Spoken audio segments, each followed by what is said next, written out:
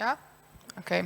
Hello, and welcome to the last panel and part of today's presentations and the ISKRA DELTA two-day conference of ISKRA DELTA Biennale. Today's panel will kind of be half online, half in person due to some external forces. Not all of the speakers could be present today, but they prepared really cool and nice presentations for you. So the panel will be structured in a way that we will show first two presentations by the first two speakers, which are Simon O'Sullivan and Bogna Konyor, and then we will be joined on stage by Kaja Kraner and Njen Kratofil for their presentations, and at the very end we'll show a video by Diffractions Collective that will be somehow accompanied by a talk by one of the members, Dustin. At the very end, we'll do a Q&A, a short Q&A, which will be moderated by me and by Maks Valenčič, who's also an editor of Šum Journal. But before we begin, I would just like to briefly address what these talks will be about. So the purpose of this panel somehow is to dive into the concepts of world building, fictioning, and different tools and approaches and different practices that were an inspiration for this edition of the Ljubljana's Biennial of Graphic Arts. So the talks will kind of focus on the fictioning practices, on ways of imagining, constructing and prototyping or enacting alternative presents and futures, on the questions of new temporalities, and also some science fiction from the region.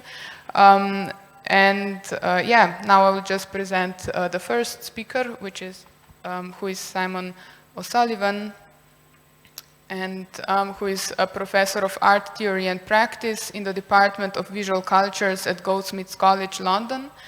He is the co-author with David Burrows of a book, Fictioning, The Myth Functions of Contemporary Art and Philosophy, which was published in 2019, and it was also one of the important references while we were preparing this Biennale. He's also an author On the Production of Subjectivity, 5 diagrams of the finite-infinite relations and encounters and art encounters, Deleuze and Guattari, Thought Beyond Representation. He's also a co-editor of Futures and Fictions, which was published with Repeater Books in 2017, and with Stefan Zebke of both books, Deleuze, Guattari and the Production of the New, and Deleuze and Contemporary Art, which were published in 2009. He's also part of the collaborative performance fiction Plastic Fantastique that he will also briefly present in his talk. And now we will show the talk he prepared for us.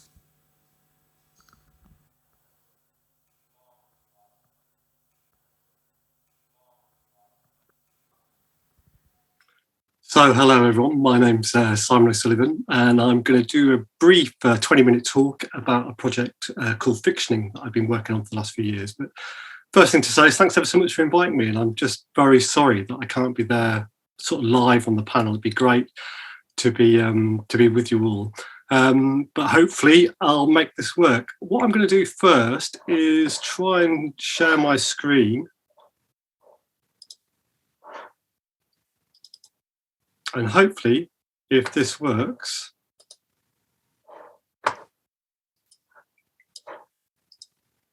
you'll now see me in just a little corner up on the top right. So hopefully that'll work.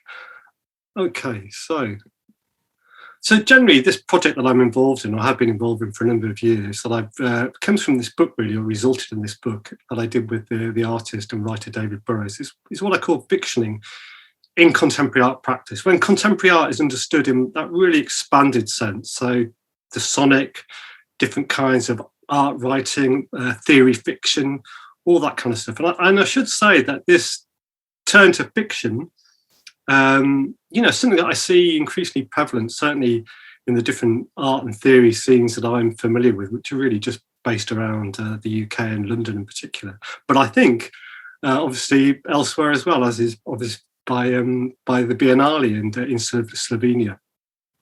So the research is a collaboration with David Burrows, but in fact, it's more than just between the two of us. There's a whole diversity of perspectives that we bring in, a whole host of different voices that we bring into this kind of book, often voices that wouldn't normally encounter each other. And I think this really, this bringing together, or this forcing of these encounters, is also partly what fictioning is about. Yeah, I just want to say a couple of words about collaboration, because I think this is important for this particular project. This is a still from Plastic Fantastique, the performance fiction collaboration that I'm part of with David Burrows. And, there's something about collaboration bringing you up against the edge of your own territory. It can be difficult. It can bring up kind of emotions like kind of embarrassment or even shame. And often that indicates that you're at the edge of a territory, I think. You're working right at your kind of edge. And, in a way that relates to possibly disrupting other kinds of fictions, like that fiction we hold so tightly, the fiction of the self, and maybe the possibility then of shifting to other fictions, possibly even more collective fictions, which is what is at stake with the practice. And I think in relation to the book, what was interesting about collaborating with David is we were able to interrogate each other's archives, and that was kind of really important for us.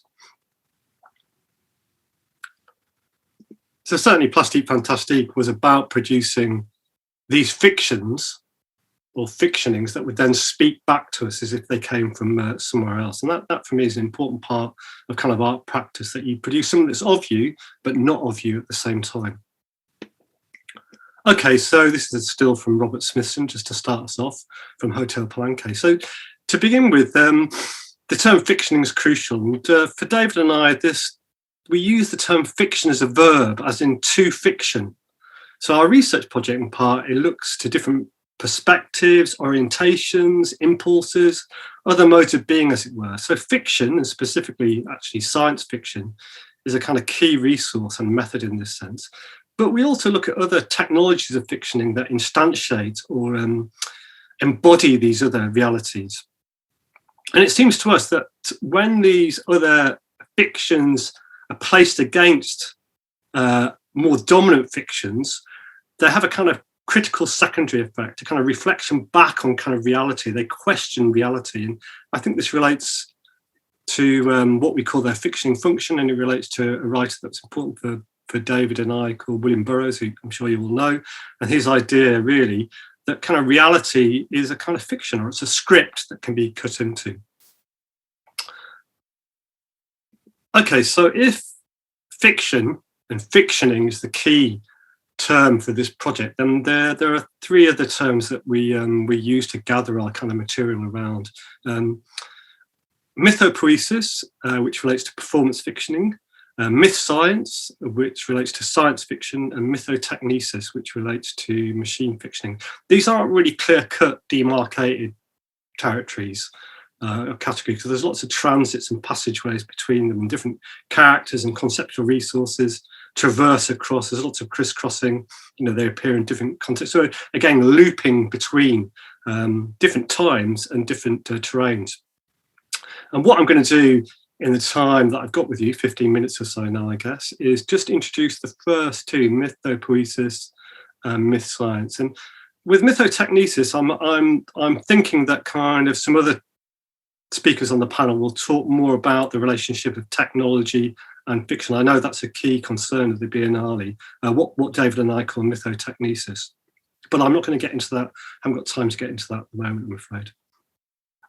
So mythopoesis concerns itself with a certain historical sequence, really, generally speaking, the second half of the 20th century, and a kind of avant-garde take on art that is still apparent in some practices, some contemporary practices. And a key figure for us in this part of our book is the artist Robert Smithson. Here's another image from Smithson's mirror travel in the Yucatan. And certainly Smithson was interested in myth making. he was also interested in time looping, as well as pursuing a practice that was intent on disrupting more typical space-time. Certainly he understood mirror travel as a kind of time travel or space-time travel. He was also interested in kind of disrupting certain kind of perspectives in fiction. So he talked about de-differentiation in relation to these mirror works. Okay, Smithson was also interested in ideas, or he states he's interested in ideas of time where the distant past meets the far future. So he's exploring another kind of temporality. We might even call it a inhuman or inorganic temporality. But he also fictions these other landscapes. So, for example, this is the images from monuments in the Passaic, where Smithson overlays his own kind of narrative on these industrial kind of remnants and monuments. You know, he kind of, if you like, he layers his own kind of fiction on top of them. He sees them as prehistoric monuments, if you like. Okay. So as well as Smithson, as I already suggested, William Burroughs in this first part of our work is also important, particularly his concept of the cut-up, this idea that you might cut into sentences to syntax to disrupt it. And David and I, following really Mark Fisher's work, colleague of ours, Mark Fisher's work, dear colleague, we understand the cut-up as a form of time warfare. It's not just a literary technique, but it's a way of kind of disrupting linear time. And another figure that's important to us both is J.G. Ballard. This is the Atrocity Exhibition, which was again a kind of novel where formal experimentation, play with syntax and with style is in play. And also Ballard, of course, you know, in other novels, fictions the landscape himself. He certainly kind of throws his own narrative on top of the landscapes that he sees.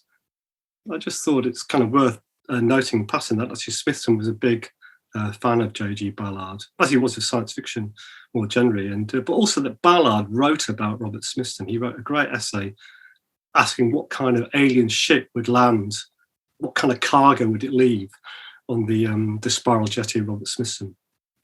And Smithson's work also appears in the Atrocity Exhibition. There seems to be a reference to one of the mirror works there. So there's a kind of nesting of fictions there, which I haven't got time to go into, but seems to be an interesting aspect of fictioning, the folding of one fiction into another fiction.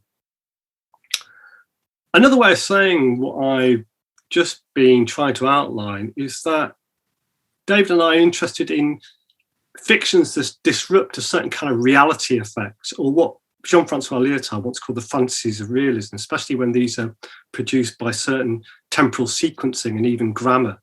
So, you know, these kind of practices don't pander to our desire to reassurance. They're not necessarily a mirror of what we already are, but they somehow offer something different, or they're for a different participant, or to call something forth.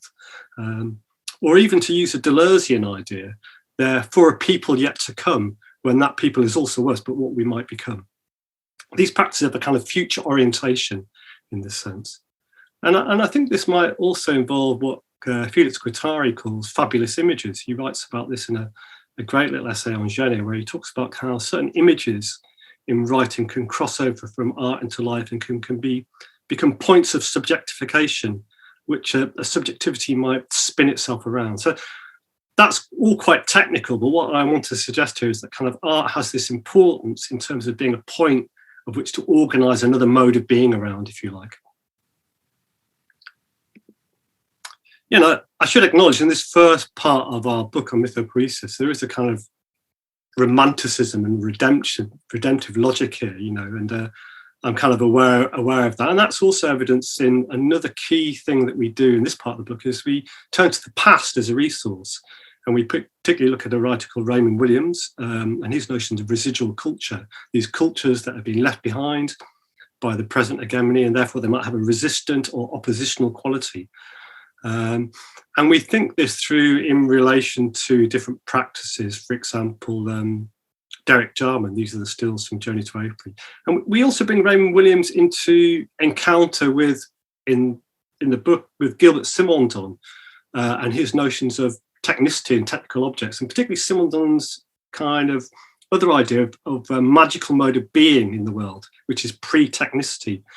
So that would be an example of bringing different resources together to speak to each other in kind of odd ways, Williams and Simondon. And as I say, we're talking about in relation to Derek Jarman, who made this fantastic film, A Pilgrimage Across the Landscape to April. And it seems to us that with this kind of work, Jarman was interested in the past, in turning to the past as a resource, but repurposing it for the future, not least in the way in which a technical object, the film camera, allowed him to make the film.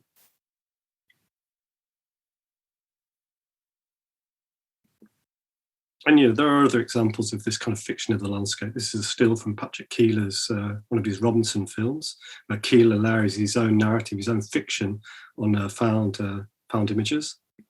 And this is from Mark Fisher's and Justin Barton's On Vanishing Land. This is one of the images that accompanied the sound piece that was in the showroom gallery. And the sound piece is now being released by Hyperdub Records. So again, it's this idea that we're using mythopoesis as a way of thinking about these fictions that are somehow performed. Certainly with kind of Fisher and Barton, there was a sense that kind of walking, a performance of walking, was important.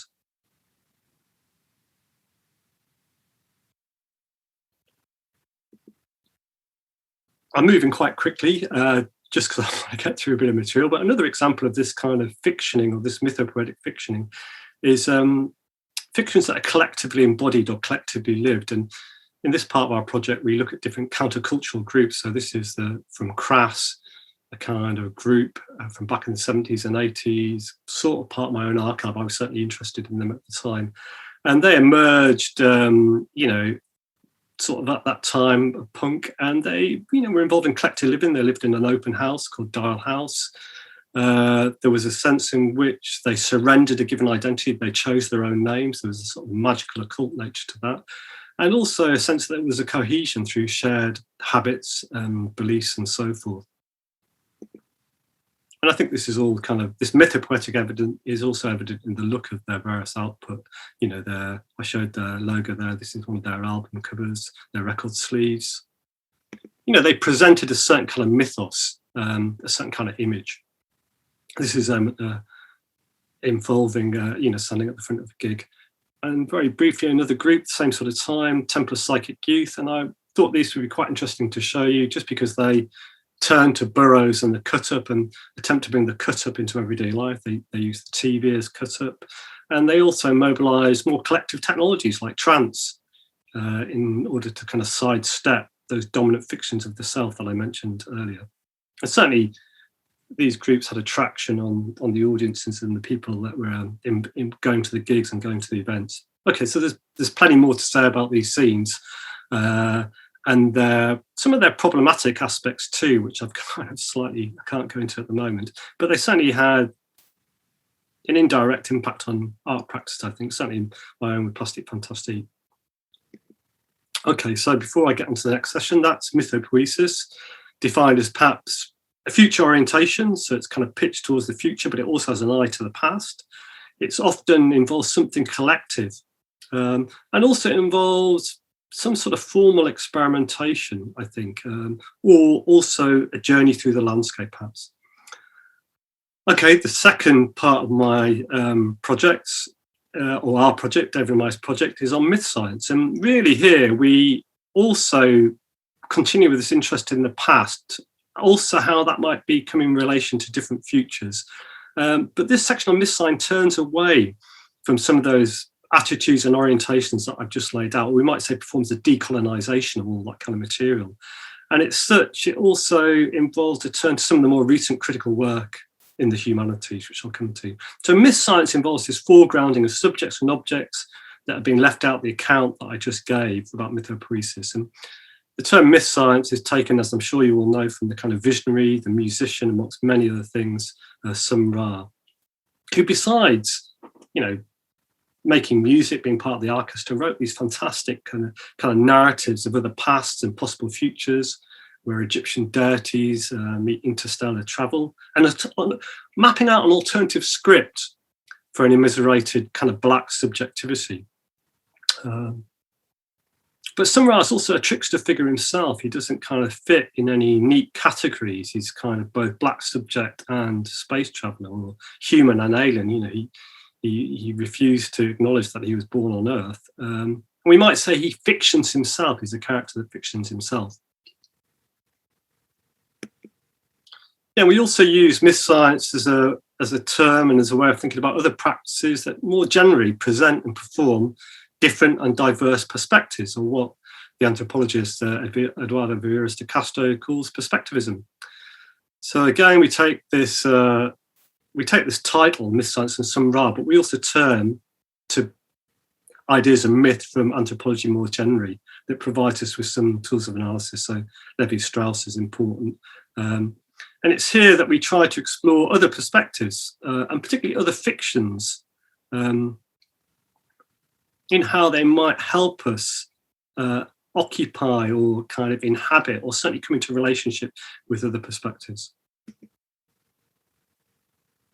And I put another image of plastic fantastiki here, just to kind of as a reminder to myself to say to you all that in this section also we're interested in how these resources are then deployed. Certainly for us, when we were writing the book, it was also gathering materials in order to perform something. Because after all, you can write about fictioning, but that's different from doing the fictioning itself. Although there's a grey area between the two.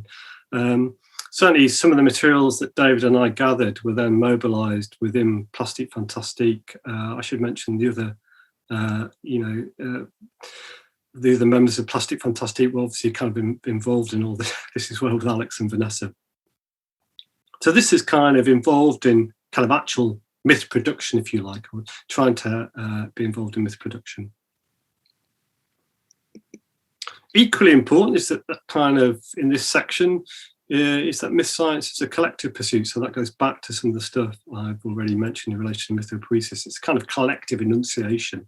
So again, Sun Ra's group, the orchestra, is an important model here. And it's really through this kind of collective gestures, I think, or this collective fictioning, that we are able to dislodge that fiction of the self that I've been talking about. That, that in a way, some of the mode of being might be experimented with or explored. And, for us, that's the reason that myth science is such an important concept. It names this kind of self-invention, this kind of self-narrating, but it also names this production of a community, and also this kind of practice of transformation, to say nothing of also the practice of decolonization. So myth science, is this embodiment of a kind of different kind of myth, or as Sun Ra referred to himself, as a living myth.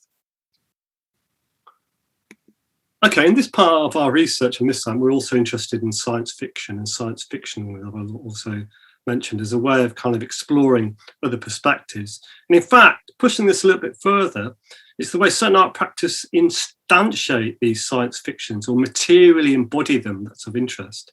This is the move from science fiction to science fiction.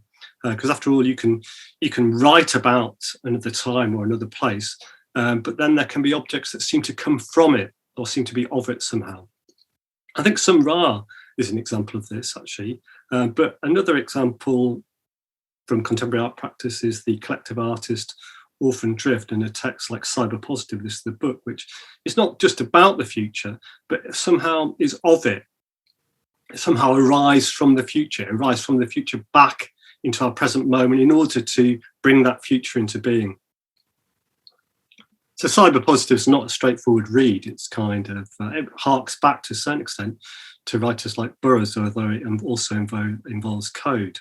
It was written collectively. It's a swarm written book. It involves bits of theory, bits of fiction.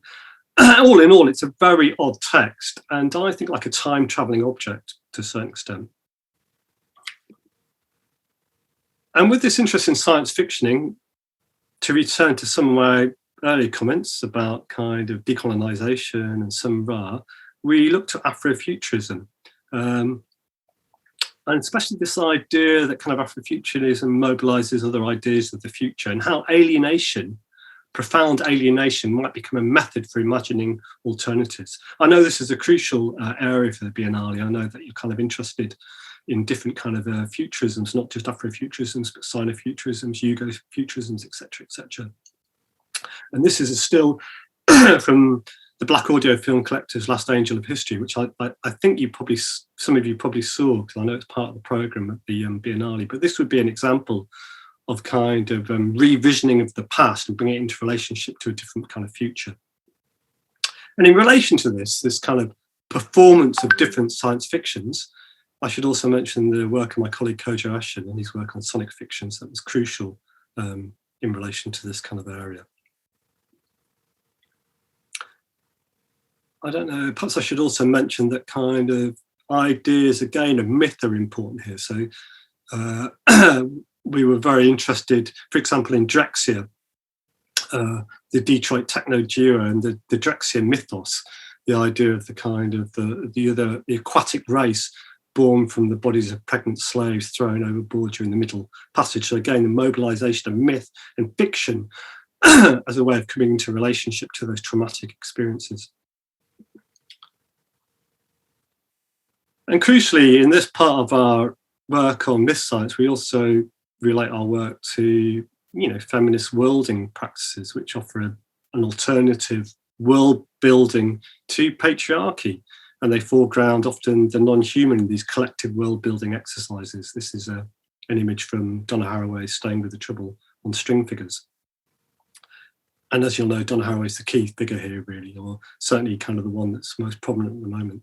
But in our work, we also look to cyber collectives. This is the manifesto from BNS Matrix, I suppose the first cyber feminist collective from the 1990s, who, bring technology into the issue. We also look at kind of other collectives, for example, Laboria Cubonics and the Xeno Feminist Manifesto, which again is about thinking about technology and how we might use technology to produce different kinds of futures, so kind of Promethean impulse. And in fact, in many ways, the book is about that Promethean impulse, that kind of investment in technology and what technology might allow us to become, in relation to something more symbiotic, following people like Donna Haraway, but this idea of interspecies relationship. So in many ways, it's the kind of Venn diagram between the two of those. Okay, I'm looking at my clock and I think I'm more or less at my moment. So I just wanted to say a couple of words about the context of all this. And certainly, I wouldn't want to generalize, but I would say that kind of contemporary art practice in general seems, as already said, to turn towards kind of fiction and fictioning devices. And I think our work is part of that, But I wanted to also say that obviously what I've said today is located in just the scenes that I'm familiar with. I'm hoping some of it has attraction with practices over in Slovenia. I mean, my sense is that actually scenes can talk to one another. So although it's quite local, what I've been talking about, hopefully it will resonate with some practices that you've got going on over there.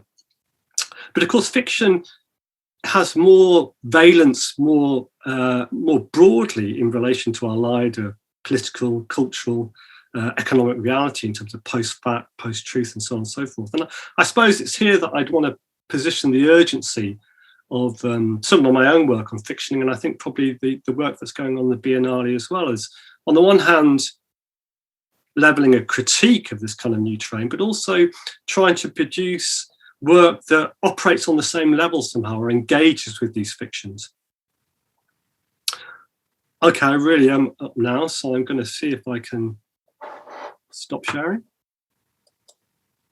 Okay, so just to thank you very much for inviting me again. I've really enjoyed putting this little presentation together for you. I do hope it's got some traction with some other papers on the panels, and I look forward to actually maybe talking a bit more about it if we've got time, or answering any questions. Okay, this was Simon's presentation. We all wish he could be here, but maybe in the future or in some other occasion. And now we will play to you the video essay that Bogna Konjor did for this panel. The essay is titled Automatic Gnosis on Stanislav Lem's Summa Technologiae. And Bogna Konjor, who's from Poland but is currently in Shanghai, is a writer and scholar working in digital culture, philosophy of technology and new media, She's an assistant arts professor at the Interactive Media Arts Department at NYU Shanghai, where she teaches After Us, Post-Human Media, and other classes on emerging technologies, philosophy, humanities, and arts. With Anna Greenspan and Benjamin Bratton, she co-directs the Artificial Intelligence and Culture Research Center. Her work explores how cultural and political trends surrounding emerging technologies are rooted in the human imagination of what is inhuman, larger than human, invisible to humans, or simply different to them. She's interested in the possibility of technology as a confrontation with or a bringing forth of what is otherwise unknown or unreachable. She's currently working as a researcher at the Department for Interactive Media Art and the Research Center for Artificial Intelligence and Culture at the New York University in Shanghai.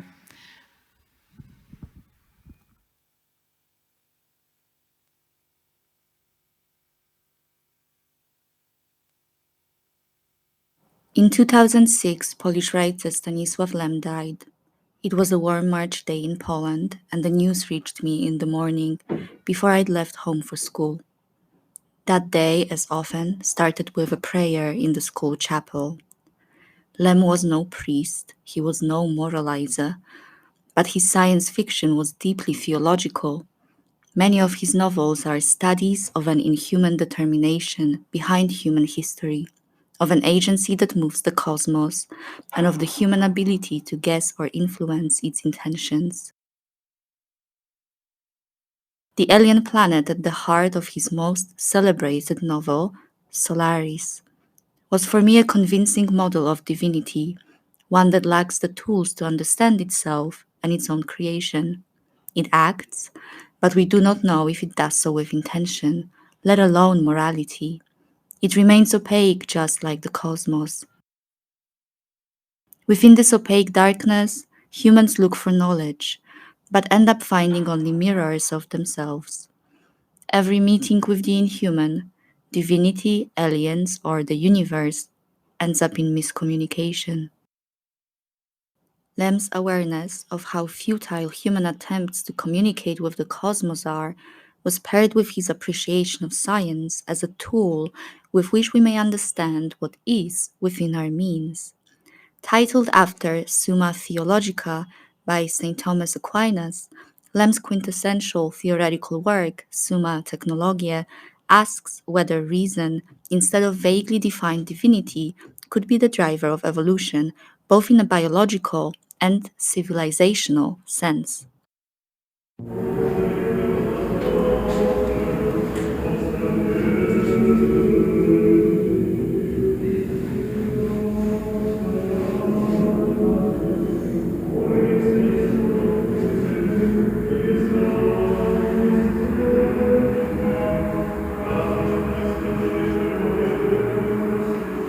If there appears a deity in Summa, it engineers the world in obscure ways and wields alien tools, akin to what Richard Dawkins famously called the blind watchmaker in his book about evolution of that title, published in 1986, some 20 years after the Summa.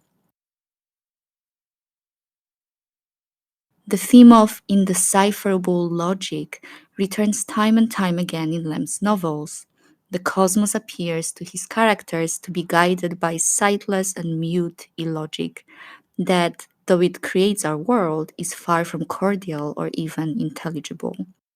Such is the guiding question of the Summa. Are humans capable of being the drivers of their own evolution in absence of a benevolent deity? Could they rise up to this challenge by the exercise of reason and through computation? Summa is an all-encompassing study of the evolution of consciousness, culture, technology, and civilization, illuminating the common paths of men, cells, and machines among the stars.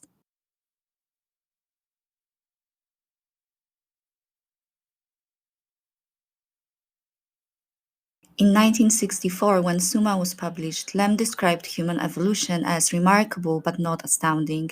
What we've evolved is the ability to do good and harm to each other in ever more sophisticated ways. But we have not yet the ability to light up and dim the stars.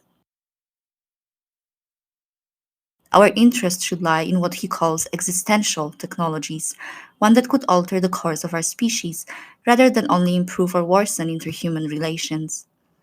As we work on these technologies, we must remember that evolution is not guided by an active agent, but by a distributed logic. If it has an end goal, it is wholly unknown to us. Lem firmly believes that social promises, rooted in so-called humanism, have no power to alter the evolution of the Homo sapiens. Our only path leads through technological design. We may ask, if in biological evolution humans are the vessels for life to reproduce itself, in technological evolution, why shouldn't we humans also be the means through which technologies reproduce themselves? As Lem writes in Summa, if evolution could ever be controlled by reason, it would be because humans find a way to breed information, exteriorizing reason beyond humanity. It is in this thesis that we can find, among other propositions, Lem's predictions for what we now call artificial intelligence.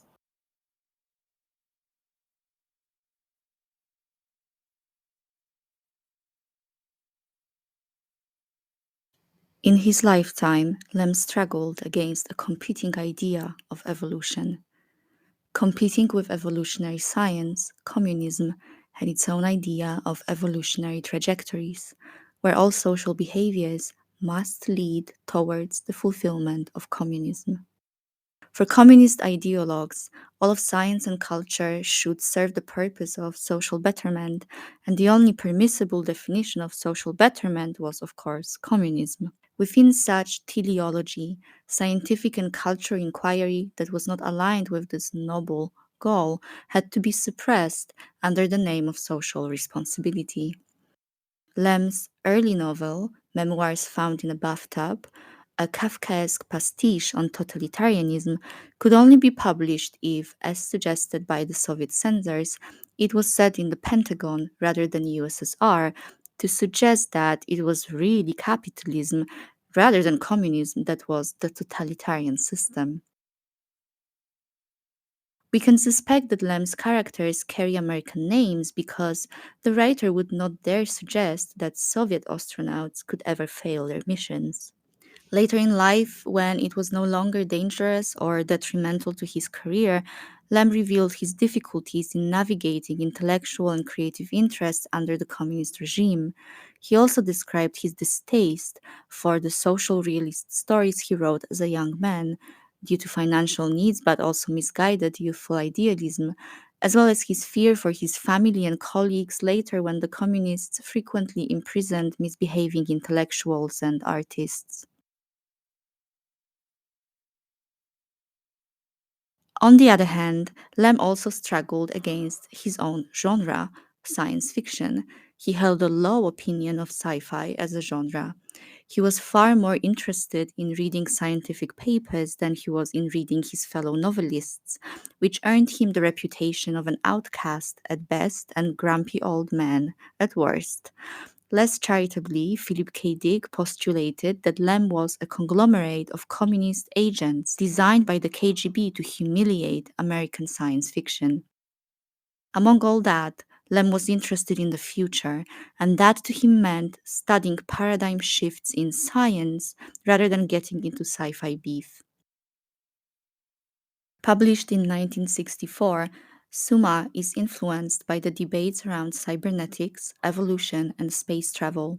Young Lem first learned English when his mentor, Mieczysław Chojnowski, assigned him to read Norbert Weiner's Cybernetics in the original. Taking technobiological evolution as highly erratic and nonlinear, Summa, in the spirit of cybernetics, aims to look for patterns and for ways to steer the structure here and there, however imperfect such attempts may be.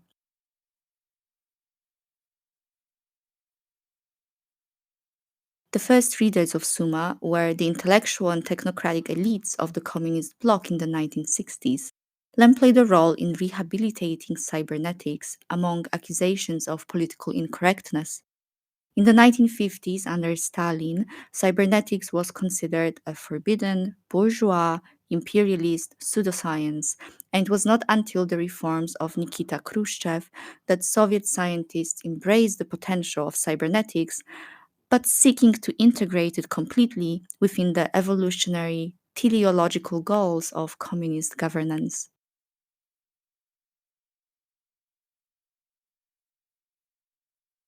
Curiously, it is in domineering civilizations that we often find the most provocative sci-fi. The most influential works of the genre have been produced by imperial powers or nations set on conquest or civilizational ascent, such as the UK, France, the USSR, Japan, the US, and now China. Lem's works, like the novels of Karel Čapek in neighboring Czechoslovakia, were notable exceptions. Rather than an empire, over the last 3 centuries, Poland had frequently found itself in the midst of imperial conflicts, struggling for its own independence and undergoing modernization while under occupation by foreign powers.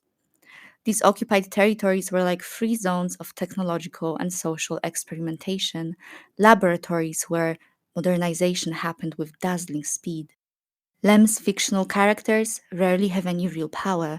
It wouldn't be an overinterpretation to say that Lem's recurring theme of technological systems evolving to full autonomy and bypassing humans entirely originates from his position as a Polish citizen caught in the middle of the American-Soviet technological race, which happened over Poland rather than in Poland. Lem's characters frequently participate in momentous events that remain beyond their understanding and control. While Lem's early novels aligned with the atheist imperative of the Soviets and their own idea of civilizational evolution, manifold heresies soon entered Lem's evolutionary narrative through the back door. Where Soviet sci-fi was rooted in a romantic narrative of socialist values in control of science and nature, in Lem's work, attempts to perfect society produced unexpected disasters. Contingency, chance, and unpredictable feedback loops rule Lem's technological cosmology. Indeed, later reflecting on his work, Lem admitted that having to assume fake identities and living under a constant threat of ideological impurity made the idea of full control over history or technology sound like deluded hubris. Whatever is fully controlled by humans, with their fervent ideologizing and cognitive weakness, cannot be good news.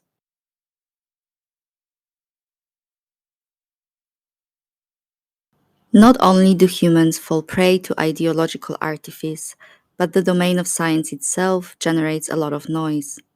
The desire to know and the volume of knowledge is accelerating, but human mechanism for discerning patterns is weak, preventing our species from understanding the trajectory of our own evolution, much less being able to influence it. Submerged in such noise, human civilization is like a ship built without a blueprint and with no steersman.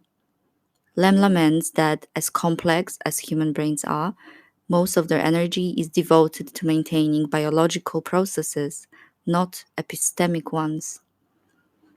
Not ourselves being able to fully reason and know, could we then engineer a different mode of knowing? Is it possible for something constructed by humans to exceed the knowledge capacity of its makers? Is it possible for creation to outsmart its creator? Though the term artificial intelligence dates back to 1956, it is doubtful that Lem was familiar with it when writing Summa. It is rather in his ongoing interest in the questions of evolution and the role that machines would play in it that we find useful predictions about the purpose of AI. In Summa, Lem describes how we could automate knowing and change the trajectory of our species. Rather than creating ex nihilo, like God, humans create ex artificio, from artifice. creation and knowing by means of machine. One potential method is imitating the workings of in vitro reproduction in order to generate new metaphysics. In vitro fertilization, scientists put together male and female reproductive gametes without having to code any information into them or fully understanding what life even is. This is a black box, a system whose total inputs and outputs are not fully visible to the designer, all while the design itself remains workable. Could there be an analogous process but aimed at creating an artificial epistemology? Could we do something analogous to genetic engineering in the domain of information science? Breed and crossbreed information, initiate its fertilization so that in the end we receive a grown organism, an artificial epistemology.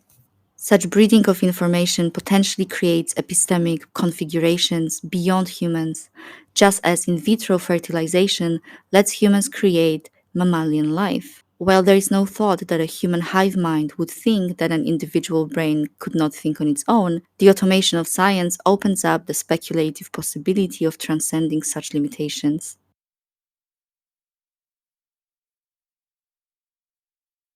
This proposition is also a reversal of theological and evolutionary narratives, a scenario in which a less intelligent being, humans, might be able to simulate a more intelligent one. It is as if the monkeys were able to engineer divinity. The evolutionary significance of machines is so revealed in this automation of knowing. Even theology, gnosis, knowledge, denotes insight into the infinite and the deliverance of humanity from earthly constraints. A parallel phenomenon in Lem's narrative of technobiological evolution must be automated and mediated through a machine. And so, automatic gnosis, rather than artificial intelligence, describes this black boxed knowledge.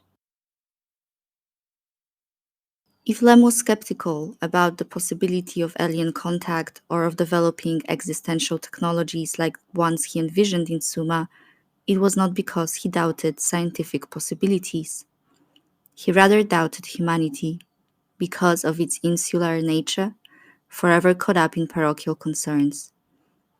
In a conversation with her son, Lem's wife described how galaxies, stars, and black holes were what Stanisław Lem considered his personal life and his most intimate refuge. Whether in fiction or in essays, his preoccupation was with humanity's place in the universe and our long-term trajectory as a species. His visions were almost always negative. The potential was there, but humans were unable to reach it. Summa is a daring book, written at a time in Polish history where it seemed as if ideology would suffocate the most daring parts of the human character, and the pursuit of knowledge was heavily constrained. In the midst of the Cold War and personal fears about the state of scientific pursuit, on the pages of Summa, Lem dreamed about using technologies not for military competition nor intra-human conflict, but for truly existential ends. The idea of technological evolution that we find in Summa goes against both religious and communist evolutionary ideas, in both of which some higher coherent intention, whether that be God or the Promethean will of the proletariat, guides civilization. Instead, evolutionary processes are black-boxed. Humans can learn to facilitate them, all the while accepting they may be unable to comprehend what they evolve.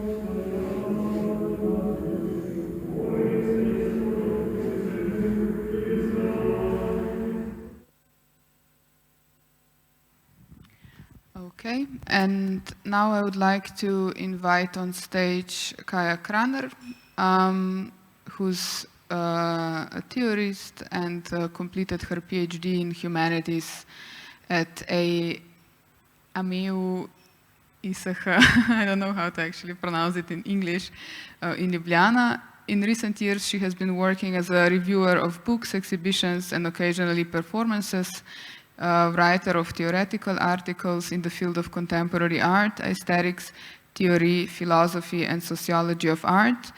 She's also an independent researcher, lecturer, and curator. Her independent monograph, Chronopolitics of Art, Changes in Aesthetics Education from Modern to Contemporary Art, was just published will be published later this year, sorry, with Cartina Publishing House in Ljubljana. Her talk is titled Renewed Prometheism and Contemporary Art, Fictioning the Past Beyond Memory.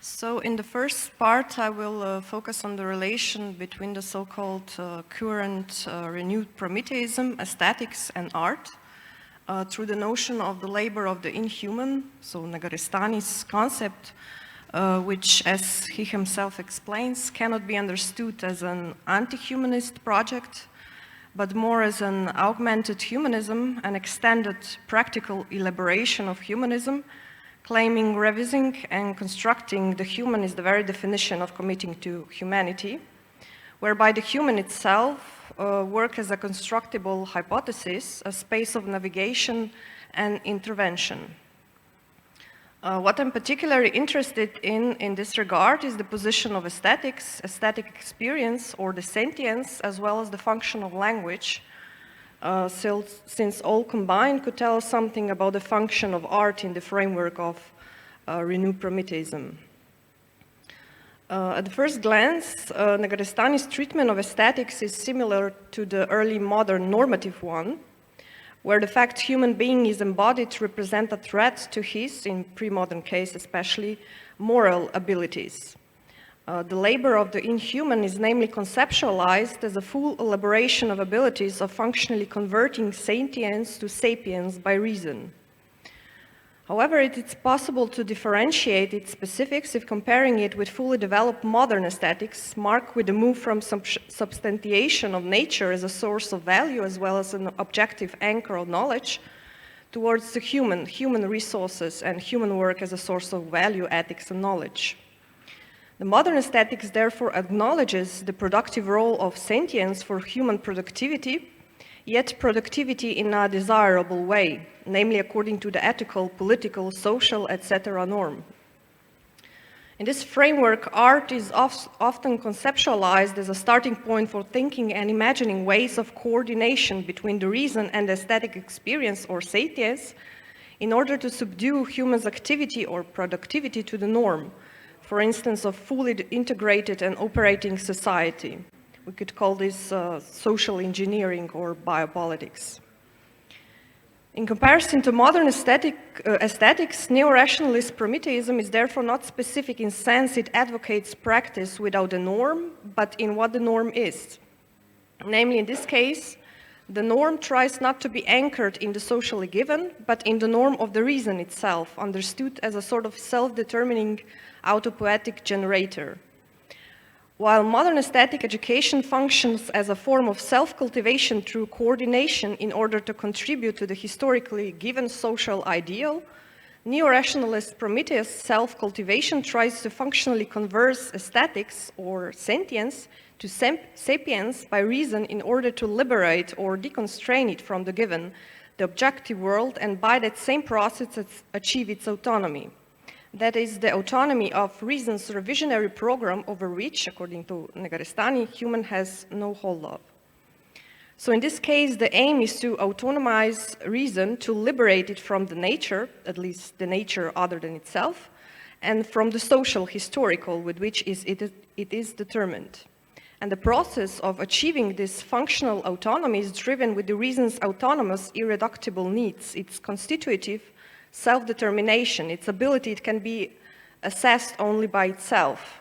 This very process of sort of enabling naturalized reason leads through the media of discursive practice, and by it, inevitably, aesthetic experience as well. This is therefore where the role of language or wider discursive practices come in. Under condition, the language is understood beyond the so-called natural language that subordinates it to the interests of the experiencing subject and communicative role. Like with reason, Negarestani namely tries to grasp the function of language in itself, the functional nature of language, the possibility of autopoetic potential of language, in other words, synthetic semantic expressivity of language, by explication and mobilization of its formal dimension, which is at the same time connected with the ability to augment its word structuring abilities. Through the discursive practice or the symbolic practice rooted in language and tool use, human can avoid passive susceptibility to the aesthetics and associated feelings, affects, and so on. In this case, discursive practice is understood as a basic ability to deploy a vocabulary, use a vocabulary to specify a set of abilities or practices, elaborate one set of abilities, practices in terms of another set of abilities or practices, and use one vocabulary to characterize another. This very constructive part of the discursive practice, the feedback loop between the two fields of claims and actions, namely saying and doing, defines sapience as differentiated from sentience. Sentience is therefore understood as a passive susceptibility, as a rough material of sort that must be cultivated with reason, as a generative force that have the active ability to transition between the two. This is a relatively known helomorphic model based on the distinction between the matter, substance, and the form, whereby reason's potential is basically formalization, understood as a practice of substituting or replacing directly experience with thought and science for thoughts. Formalization is based on the fundamental activity of decomposition and assembling, which transforms the initial matter or substance of any kind, as well as transforms the one that performs this very activity. Similarly, as techniques transforms the nature or parts of biological organism it initially imitates or simulates. For instance, processed stone that imitates a tooth, a tool that imitates a hand, as well as the culture of which it is a part of. For instance, photographic techniques that initially simulates human perception that later transforms this very perception. Namely, that tool usage is not only a direct way of liberating from the existing, but also enables the basic perception of the difference between the one who uses it and its environment, the subject and the object, and so on.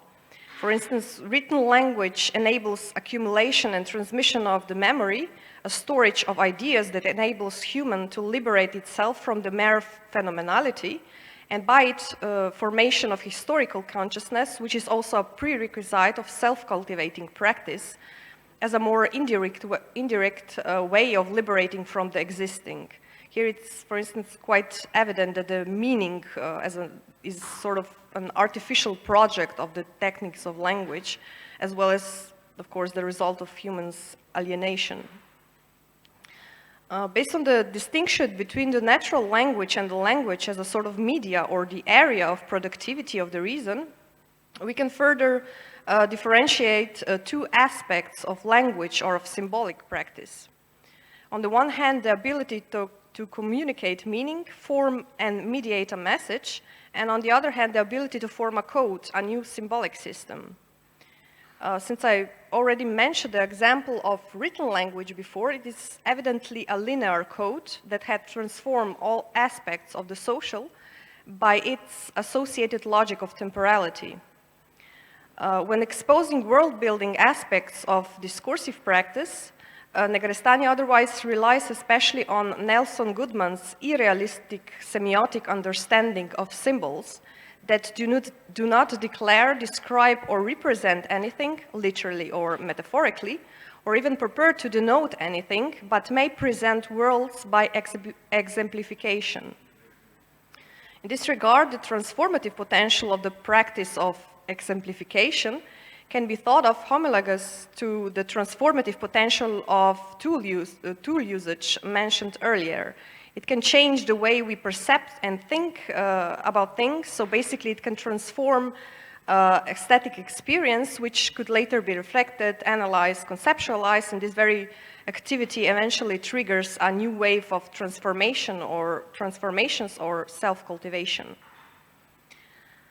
Based on that, we can further focus on the types of code and their logic of temporality. Mentioned linear code immanent to the written language is, for instance, based on the symbols combined into words and written on or deployed over the spatial surface. These techniques have not only shaped all aspects of Western society, from mnemonic navigation, either spatial or through the narrative, power mechanism and so on, but also image making, where the image's immanent simultaneous temporal logic is linearized. For instance, as in the case of modern Western painting, where the signs are being written over the surface of the canvas and then decoded by reading of some sort.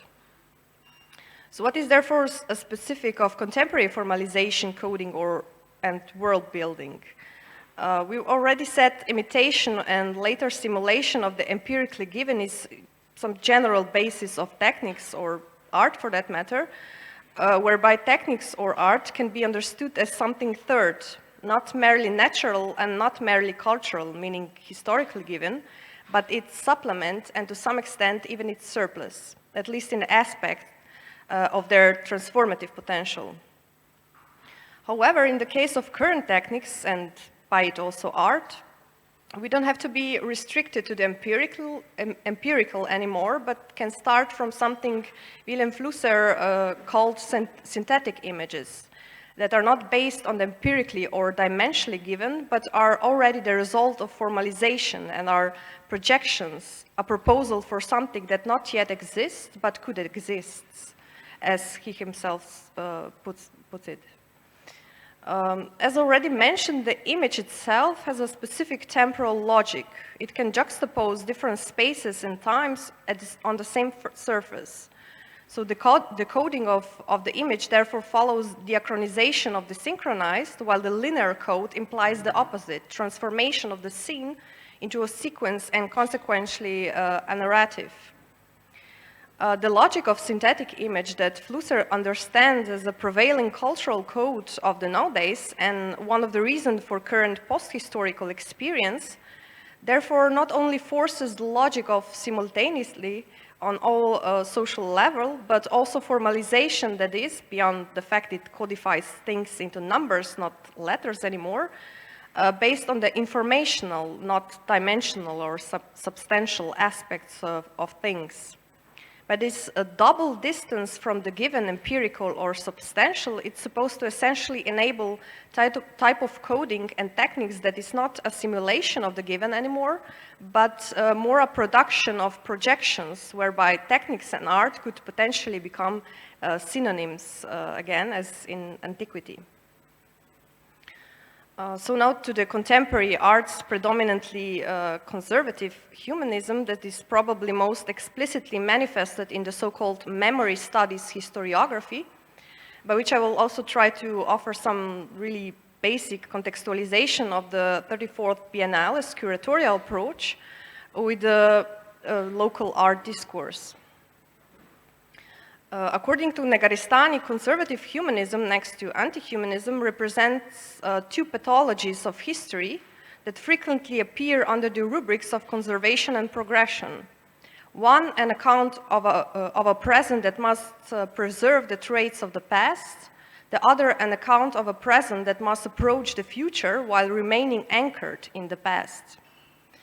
Unlike that, in Slovenia, the most explicit articulation of contemporary art since the second half of the 90s onwards runs in parallel with the process of defining the regional specifics, covered in the term Eastern art or Eastern European art, by which art from the region was unified based on the socialist political past and heritage, while the latter have been largely transformed into a cultural category and heritage.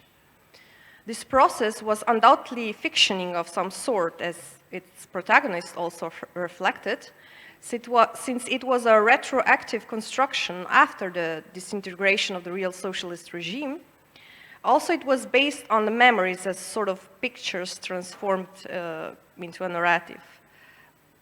For sure, this fictioning had close relation with the economics of globalized art world after 1989, which took place in relation between the former centers and former peripheries, based on the reconstruction and reinvention of local knowledge or heritage, but it was also fictioning in service of retroactive navigation and self-understanding, similar, for instance, similar to post-colonial and feminist autobiographical approaches, where fictioning produces identity that can be later on used to intervene in hegemonic identities.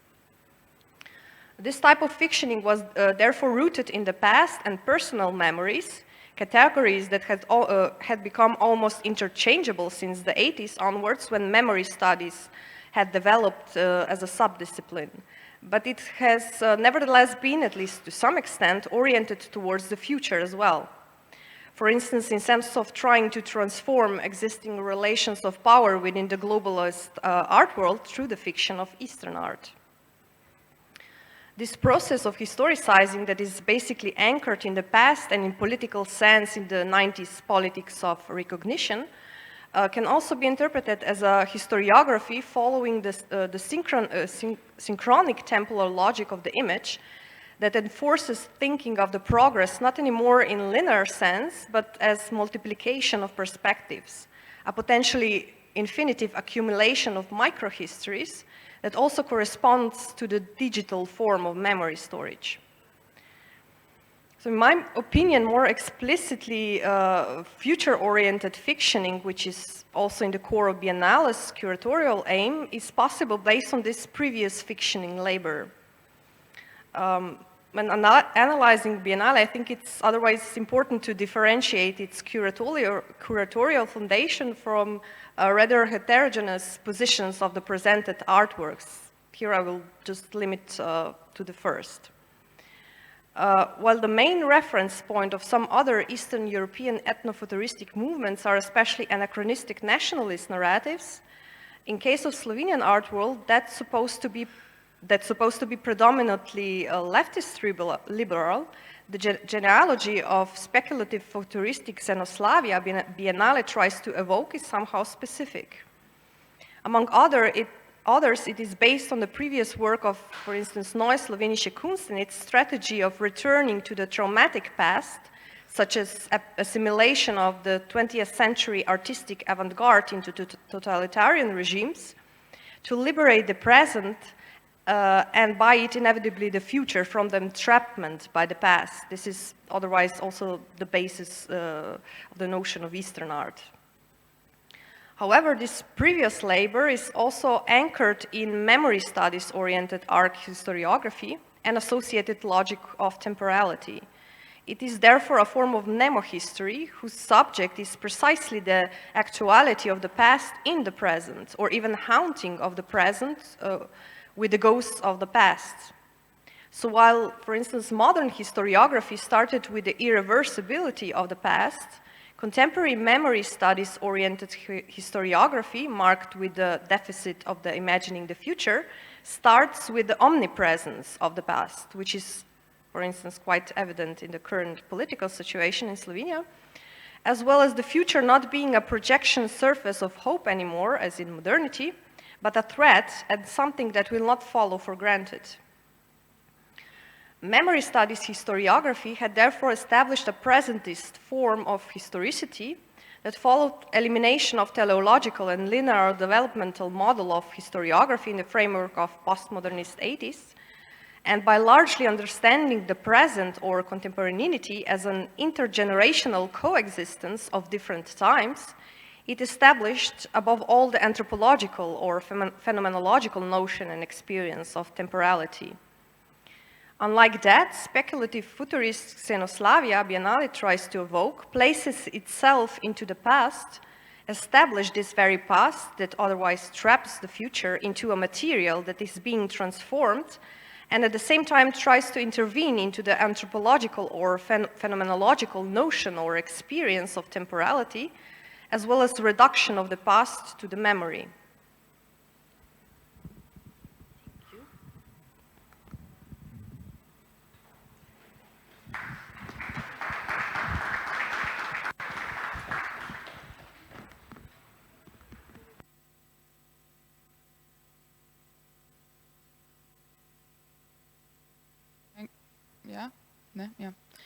Thanks, Kaya. Now we'll proceed like this, so that Yin will join Kaya on stage and present his talk, and then we'll zoom in the Diffractions Collective and show their video, and after that Maks Valenčič will join as well, and we'll have a short Q&A. So to present Yin Kratofil, he's from Czech Republic, is a curator and writer based in Prague and Bratislava, and is focusing mainly on time-based media and architecture-related research-based artistic practices. Together with Hinek Alt, he runs the studio of New Aesthetic in the photography department at FAMU in Prague. He has been the appointed director of Kunsthalle Bratislava this year. Among other projects, he has co-curated a cycle of exhibitions in the moving image department at the National Gallery in Prague, a film program at Plateau Ostrava, Photograph Festival in 2017, in Prague, M3 Art in Public Space Festival 2018, in Prague as well, and was also responsible for the film program at Rudolfinum Time-Based at Galleria Rudolfinum in Prague. Since 2017, he has co-run the Viennese art space Significant Other with Laura Aman. He also regularly contributes to various art magazines and online platforms as a writer and editor. His talk today is titled Negative Time, Eternal Return, and Cheap Cardboard Instead of Aluminum. And please, Yen, join us on stage.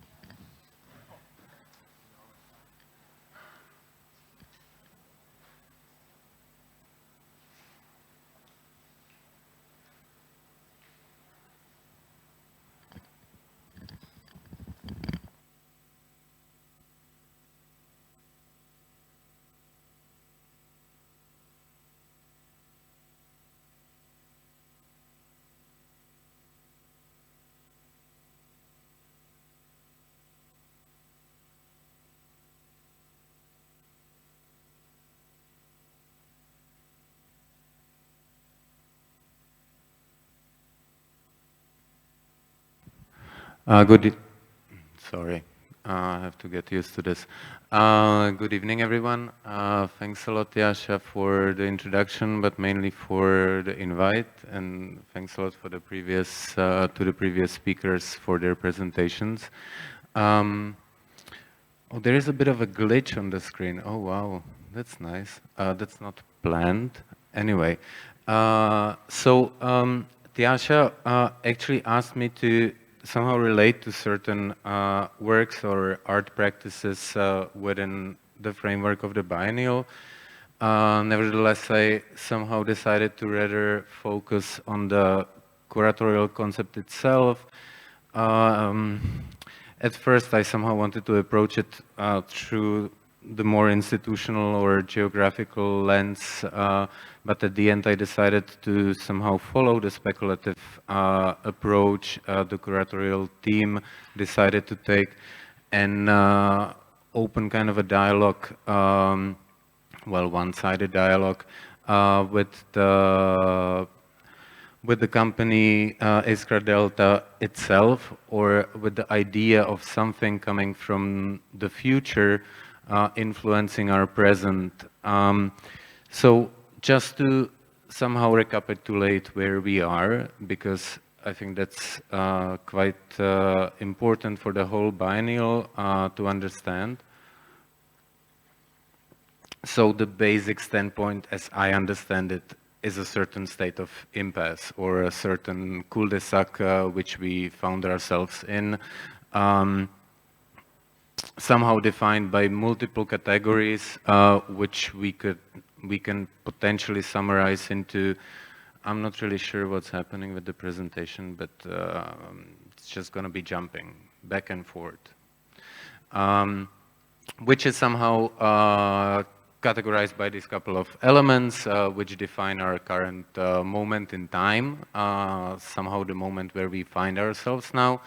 So if it's the post-truth discourse with garden flourishing with various conspiracy theories, if it's this horrible thing, yeah, I mean, the images are somehow self-explicatory. But what are these conditions somehow mean for the idea of something from the future coming and establishing a dialogue with us as an art audience through means of artistic practices, cultural production, discourse which we all somehow maneuver within. What is this ISKRA DELTA actually asking us of? What do they want and why? It feels slightly strange that at the moment when our trust in companies is so limited, and there are so many fictional narratives which are solely based on, let's say, critique of corporate culture, or of corporate grip over our lives and our livelihoods. How do we position this ISKRA DELTA next to this? I mean, this and this and this. This is a really nice grim. I mean, why are all the artists participating in the biennial actually accepting the invitation? How can we know what this ISKRA DELTA asks for us? Is it just a, maybe it's a marketing strategy, maybe it's a manipulation, maybe they are just making fun of us because they're coming from a future which we can't access, we have no idea about, and we can hardly relate to because we can't see into the future. And they're just coming here and being like, hello, hello, we are going to use contemporary art as a tool of our presentation, as a presentation of a potential future product, as this guy is trying to do here. Is this guy and ISKRA DELTA somehow in line, or are they in parallel in their thinking? We really don't know, but possibly, I don't know. Well, probably we should ask Tjaša, but she's so far slightly laughing, and I don't know. Sorry, I just have to open the water because Coke is not a good idea.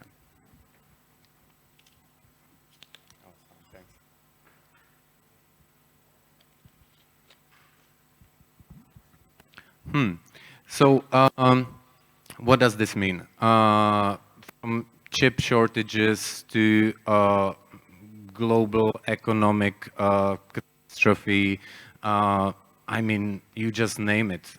During the last year, so many things have happened which we were not ready for, and which we were not expecting, and which we are still not able to deal with, yet we trust companies, we trust corporations, we trust PowerPoint presentations which are constantly shutting itself down.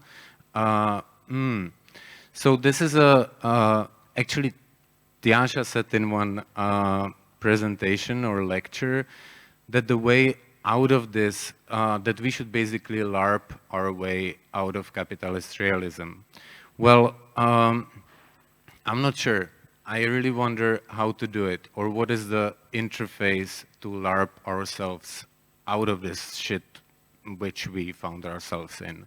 This is a really good, this is an image from, or a still shot from a recent movie on the first sight, really shitty Hollywood movie called Free Guy. Maybe some of you saw it. It's basically telling a story of a NPC, I mean, non-player character in a computer game, which who gains its own consciousness throughout the film, and is able to somehow overcome the restrictions and boundaries of an existence of a non-sentient being, and basically raise above all the real. But even in this film, the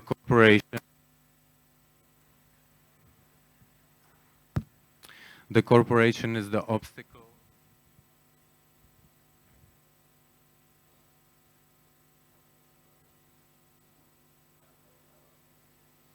It's a different channel, maybe?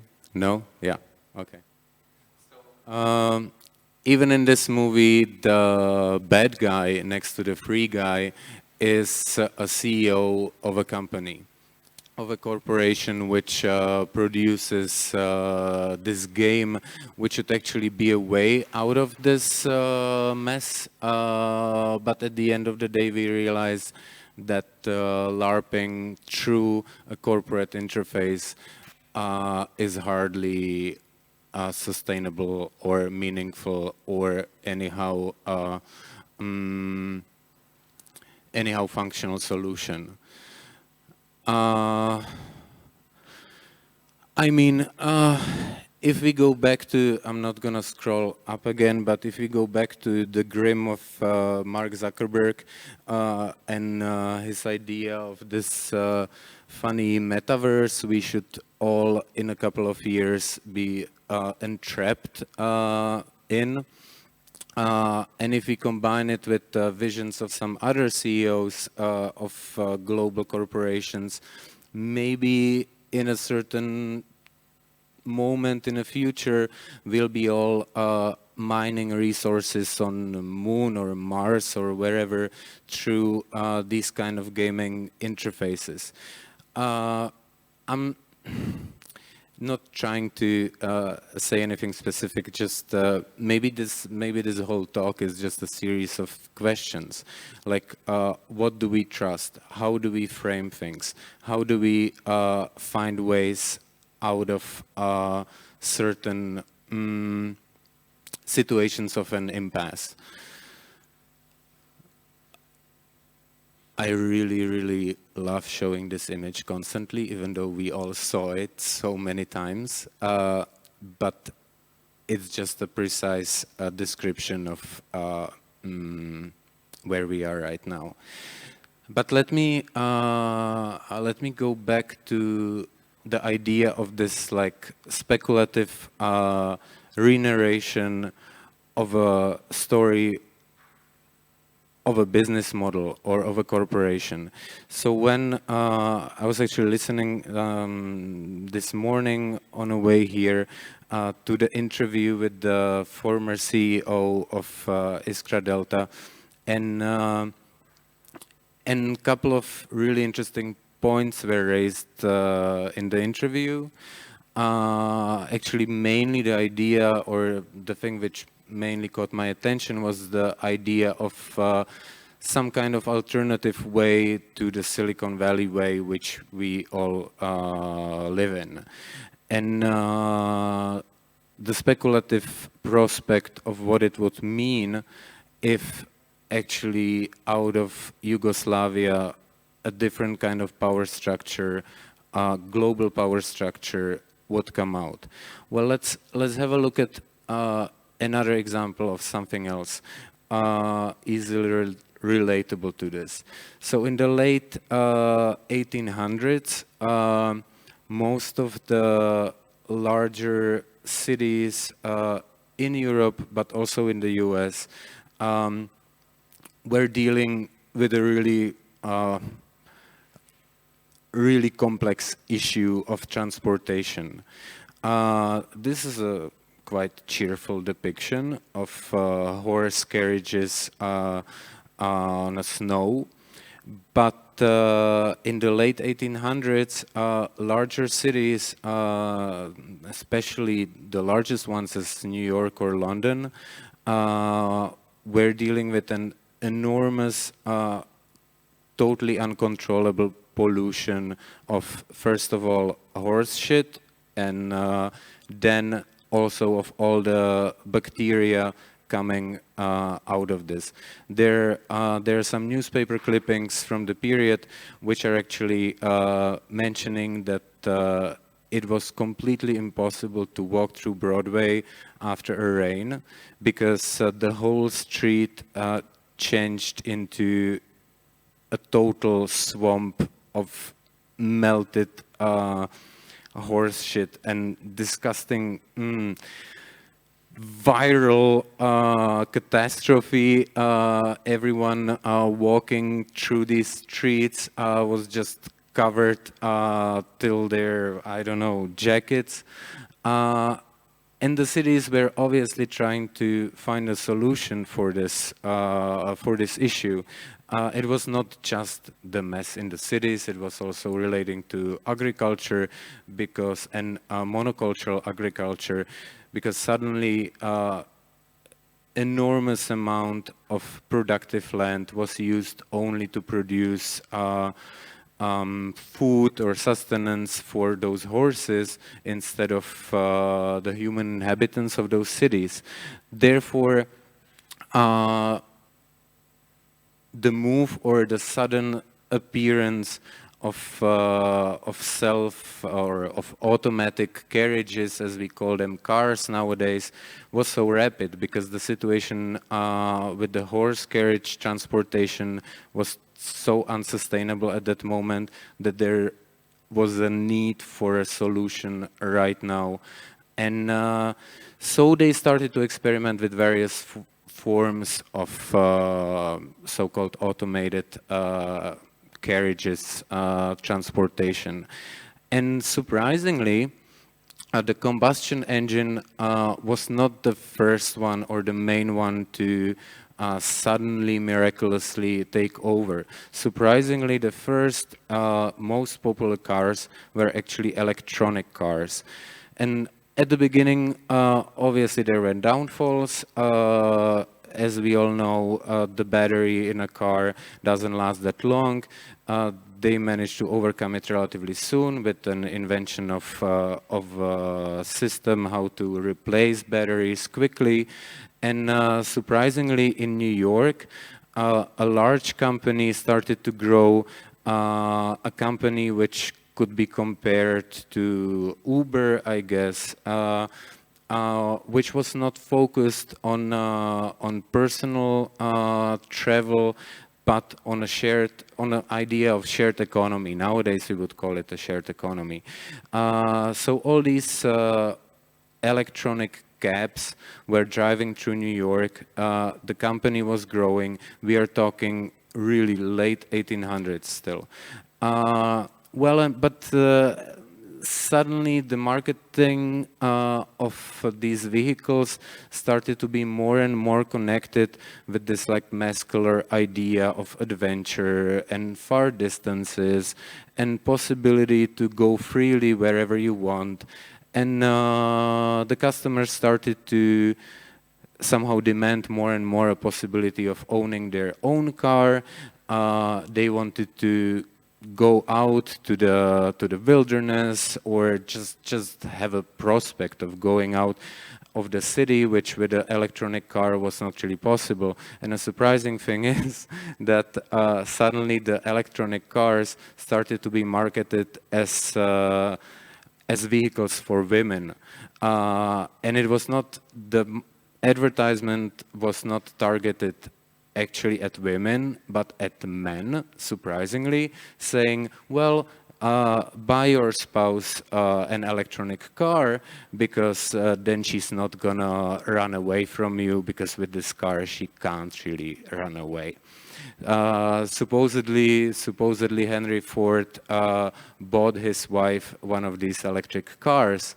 One funny anecdote after another, sorry. But after a very relatively short period of time, the combustion engine became much more predominant. It basically won the race of like electric, steam, and combustion engine, which led to this in the late 50s, 60s, and 70s, ending with the first oil crisis in 73, then the second one in 79. Then we went back to smaller cars, whatever, and this is where we are now. I mean, back at the electric car, this time being flown to the outer space because a certain CEO just wants to make lots of public stunts. But nevertheless, what I'm trying to point at here again is certain circularity, or a certain concept of a circular time in relation to development of technology and in relation to speculative narratives. If we would think about ISKRA Delta as a winner in the competition, if Yugoslavia would suddenly be the new Silicon Valley, are we gonna get to a different place than to the one which we get with Silicon Valley and Zuckerbergs and Musks and alikes? I don't know. Also, if the electric cars of the past would prevail and would become the predominant form of transportation, how would the climate crisis actually look like at this point? That's a very open-ended question, but we can imagine enormous amounts of coal-powered electric plants all over the globe just to sustain these instead of oil. Well, not much of a better solution anyway. And I mean, going back, maybe this relates somehow to one of the artist groups in the biennial, but it also relates to earlier mentioned Mark Fisher, or not really mentioned, but somehow related to through the concept of capitalist realism. Maybe his unfinished work, Acid Communism, is a potential path, but that's again a very speculative way how to look at it, because we have no idea how that book would turn out. But what is interesting about this is if I'm asking what could be the interfaces to LARP ourselves out of something, interfaces which are not connected to corporate schemes. I mean, during certain focused trips, the chemical reaction basically disconnects your ability to somehow consciously understand what things around you are and how you relate to them. Your knowledge of them basically disappears. So you can be looking at an iPad or a bottle of Coke, but you have no idea what a bottle of Coke is. And at that state, in this like enormous sensitivity and fragility, maybe that's a moment of a potential world building or world creating. if we would be able not to wake up from a trip to our previous reality, but somehow reconstruct a new or construct a new reality, well, potentially, I don't know. So, yeah. So that's it. And I think during the Q&A we can discuss more Tjaša's approach to this. Thank you.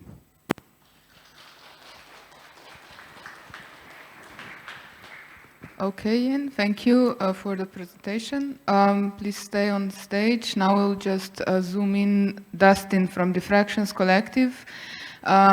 He's only one of the members. The Diffractions Collective emerged in 2013 as a platform for critical discussion on art and algorithm, and now works at the intersection of art and philosophy, focusing mainly on philosophy of technology, dromology, governance, semiotic economy, and conflict. After holding events at the Školska 28 Gallery in Prague, the collective relocated their activities to the Display Gallery in the spring of 2016.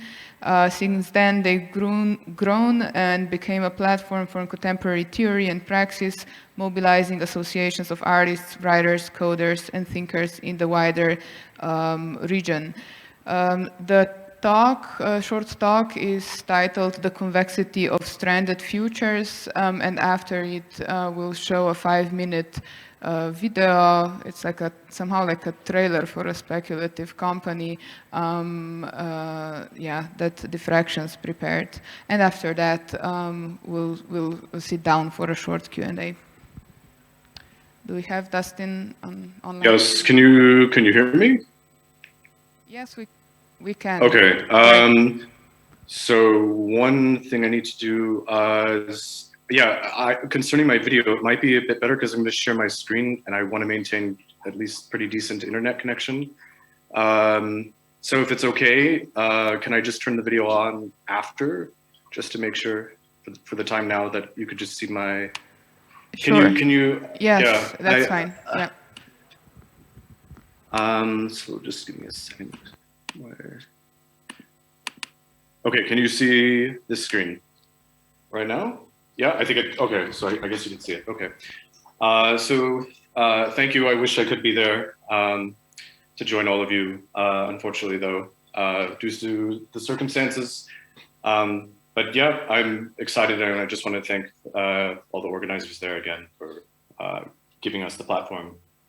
So just a preliminary note, I just want to point out what Samuel Delany, who examines one possible etymology for the term discourse that stems from the Latin word for an ancient Roman oval racetrack, where spectators stood inside of the track while the runners raced around the encircled spectators. According to Delany, these were places of much betting, the touting up of odds, and the endless speculative conversation on the merits of the racers characteristic today of horse racing tracks that were a part of the daily life of the discourse. So today, as opposed to me providing any exposition on the nature of any particular genre of futurism, I'd rather like to unpack briefly how financial markets and capital basically is a generative scripting engine that generates competing options of possible futures.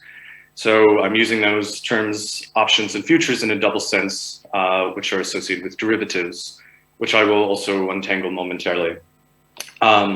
So basically how the mechanisms of speculation, extrapolation, and projection render value out of the not yet by transforming the future into a calculable asset that responds to increasing insecurities of chance and spurs a further desire to actively insure and wage and hedge it or limit potential loss. Thus, time counts because the wager on the future, or the wager in what we call with underliers, so underliers can be stocks, they can be commodities, they can be bonds, or basically what we call securities, will sometime in the future have to play out according to their relative variance, or what we can also talk about with volatility. But I just want to backtrack a bit and ground a bit of context concerning the nature of time, derivatives, and crucially, the ever-evolving capacity for capitalism to undergo transformation. And here I'd like to touch upon Robert Meister, whose work animates grasping on the role of transitionality and primarily how capitalism had to rethink itself in relation to transitionality and temporality. Meister emphasizes how capitalism has and was generally conceived as a transitional stage, whether from the fetters of feudalism, and that would eventually evolve into morph into a whole spectrum of classical economic theories, such as Thomas Malthus, Adam Smith, John Stuart Mill, that on one hand conceptualize the possibilities due to the realization that their capitalism, or the evolving form of capitalism, is bound by geographical, geophysical, and demographical constraints. Thus, this is where we see the ideas of steady state solution. Eventually, there would be capitalism would transition from this so-called state of possible fragility and inherent sustainability to reach a point of equilibrium between population and resource constraints. And on the other hand of the spectrum, of course, we have thinkers such as Marx, who also studies the inherent fragility and the possibility of where heightened contradictions that arise, particularly with capitalism, offer the possibility to transform and transition into something such as possible state communism in this way. So at the time, dissecting the ever more intricacies and evolutions of capitalism, we can also highlight what Marx observes or contends as a ballooning fictitious capital, especially in the 19th century, where he's focusing on how it emerged out of the national debt and credit systems of his day that took form, especially in promissory notes, titles of ownership, claims on debt, bills of exchange, essentially values not produced by labor or with no link to underlying assets. It is critically this role of fictitious capital that has become formative in what Robert Meister contends, the way that capitalism rethought itself, mutating into what we can call a form of capitalization, based on the regime and the formula of trying to figure out and locate what will be the expected future stream of income that also can rely on the very vehicles and very tools of hedging or speculation, such as derivatives, that are estimated to be, according to the Bank of International Settlements, within the ballpark of anywhere between $550 billion to $1 trillion. To provide a rudimentary understanding of derivatives, we can characterize them as insurance strategies that equip speculators, hedgers, or investors with the capability to protect themselves from the whirlwind of prices on specific commodities or securities that can skyrocket or plummet. There are 4 species of derivatives, such as futures, options, forwards, and swaps. I won't unpack them all, but we can, for example, point out something such as futures. Futures are the financial contracts that, where 2 parties come together, they transact on an asset at a predetermined future date and price. So if a farmer, for example, is concerned that at some point in the future that the grain prices in the market could be extremely high, they would rather want to lock into a contract, for example, with a distributor to ensure that on such and such date, they can agree that their price of grain will sell at that arranged moment. We also have the term options. Options are financial instruments that are based on the value of underlying securities, such as stocks, bonds, commodities, and interest rates. Point of options is options offer the buyer as well as seller to basically exercise if they have the possibility of a price or if they have a possibility of being an advantage to exercise an option. In this case, exercise the possibility to, for example, yield from either some form of volatility or, as I also talked about, even with convexity. Critically, derivatives became invaluable resources that enabled capitalism to rethink itself, thus never arriving to its end by discovering that it can never end, but in turn, it can actively generate value out of every action before an end that would be determined by what, as I said before, the very constraints of geographical, biogeochemical, resource, and demographic. Thus, this key departure for the role of derivatives is becoming how they have an active play in always seeing what is importantly going to happen next as the ultimate source of value. In this case, that contingency itself becomes the ultimate way to want to assess and ultimately the way you want to calculate. So thus knowing that, of course, there is a future, there is an end to some type of planetary system, but how can we see something such as finance, and particularly derivatives, refusing to actually have to price the end, but price everything before there is the so-called doomsday of that type of end? So we can also particularly look at the Black-Scholes merchant formula that serves as a template to be able to track and estimate the volatility of options. Here we can point out how, in essence, the price of a stock follows a random walk distribution. So basically in trading, we're trading pollen particles and information replacing the water particles, as we understand when we're talking about something with Brownian motion. So with the kind of random walk distribution, if the point is you can take a step forward or a step backward, and with your decision is dependent on the flip of a fair coin. So if you flip the coin in the heads, you get heads, you move forward, or if you get tails, you move backward.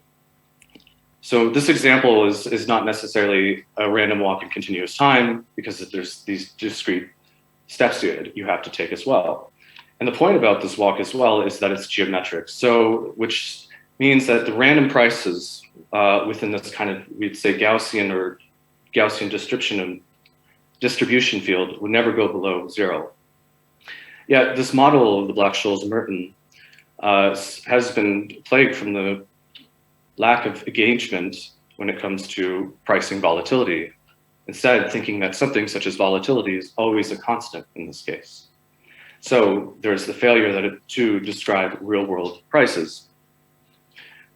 So basically, when I'm seeing with volatility, I would like to bring up this idea of what we see especially associated with convexity. So with convexity and volatility tied together, volatility becomes unpredictable because it is produced by the very present that tries to predict it, in this case.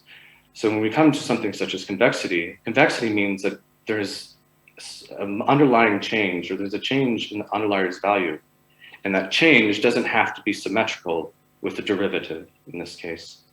So with the small changes in values and price in something like underliers, there could be large changes in the value and the price of a derivative that's based on that.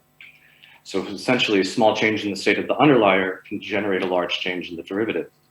So this is where we can understand there's the possibility of nonlinear relationships with its underlier in this case. So the answer is, or the point is here, is that pricing of these types of commodities and securities are on the basis of a given derivative's expected forthcoming volatility. So that's measured as the degree of variance between the moment you do a transaction or make a transaction and that possible of expiration. So expiration being 16 o'clock Central European time on December 10th, 2021. So looking through the lens of a paradigmatic shift of financialization of everyday life, an inbuilt ethos has arisen around entrepreneurialization and portfolio of the self that potentially engages between high finance, or what we recognize as financial institutions and actors, such as exchanges, traders, and banks, as well as the notions and the things that circulate within and among them, such as credit and risk and liquidity, as well as we see low finance, and low finance seeping through our everyday lives, where we have such products or such realities of credit products, credit card overdrafts, consumer loans, home equity, mortgage insurance products, as well as particular health, life, and property insurance, borrowing against your houses, big data, essentially where all futures can be staked and made in trust in this case. So as well as the advancements, or coinciding with the advancement of low finance, of course, we can also see 20th century, even though it stems back before, but the advance and sophistication of mutual funds, index funds, and hedge funds in this case. So practically, even we could say the first modern investment funds were established in the Dutch Republic as kind of one way to consider more and more the entrance and lowering the barriers of access, potentially for more individuals to get involved in taking a stake. So, as well as we see the role in increasing accessibility and the revolutionization of technological automation. And this automation, it's in relation to noise traders or retail investors, more and more this market opening up, and this idea of kind of a domestic trader having the possibilities, as of course with episodes like GameStop, which I'll talk about briefly, perhaps drive at a question of liquidating certain types of power and social hedge funds and so forth. I also want to perhaps, again, work through the individuals of Robert Meister and Michel Fer to also consider what these kind of tools and avenues of opening up to noise traders that can be especially undertaken from the angle of Michel Fer, where he talks of investee activism, where we do see the momentum of campaigns that have been emerging, such as Defund Dakota Access Pipeline, where 30 by 35 banks that have provided over 10.25 billion in loans and credits were instrumental in supporting the companies that built the pipeline and to divest from that, as well as what we see right now with fossil fuel industries, where there's the also divestment of estimations about $14.5 trillion that are going to be moved through thousands of major investors, pension plans, and endowments in this case. And yet also what we can see right now with kind of an burgeoning crypto space, and also projects that perhaps do give some type of manifestation or materialization of what do we think about risking together, or finding a kind of mutualism infrastructure. So here I wanted to point out, for example, Robinhood Co-op and Robinhood DAO, that essentially we're trying to create and devise strategies to more or less reconceive the idea of what we have with a hedge fund. So having a pool of investors coming in and setting low barriers of access for people to join the co-op. And once they would join the co-op, they can also have projects that with what they propose that the co-op can actually invest in. So there would be a 50% slice between what the co-op has internally and also to projects. So what they essentially developed is a algorithm called the Parasite, and this Parasite would be tracking the index funds of, for example, the S&P 500, and replicating the strategies of speculators and investors, and particularly also hedge funds. And through this was quite critical and quite important for them to actually perhaps show us what could be a model to provide with the yields that they made, which were pretty lucrative, and reinvesting it back into actually resource places or places for the commons as well. So also this comes to the question of, yes, what we also have witnessed was the episode of something like Meme Stock, where this idea that noise traders are just merely irrational and merely just impulsive, and simply that they're incapable of strategizing, and that there's always this inherent asymmetry that they face with the market. Rather, maybe we can see that there's possibilities here where there was a coalescing or strategization or diffusion of knowledge about how specific trends or specific directions or positions and movements in the market can push the market to be liquidated, the financial market in this case. And essentially the market is closely based upon the notion of liquidity. So liquidity is closely connected to this idea that the amount of exchanges of funds and of products and the volumes that are exchanged are also big and continuous enough, so that at any time any type of individual buyer or seller can come in and enter or exit the market, there won't be a huge impact on price. So arguably, liquidity is really this nucleus that keeps our financial world afloat. And this is what's the kind of more or less regime and ritual of finance, is that there's the belief that there will always be a continuous flow of liquidity. And so here we can connect with Robert Meister, who regards, in the wake of the obsolete notion of revolution. What do we do if we consider the push to liquidate financial markets? And financial markets that at this point, if we look back at the possibilities that were manifested with something such as GameStop, we could see, for example, the apes of Wall Street that orchestrated within 6 months wiping out major hedge fund, Melvin hedge fund, which was $13 billion in this case. And here, this is where the role of retail investors coming to the forefront and using and playing with volatility and with the options that effectuates a form of agency. And this agency that works on the ground, that there's the spread of possible prices that we see going on in the market, and the spread of possible times and intervals. When is the right time to intervene in this case?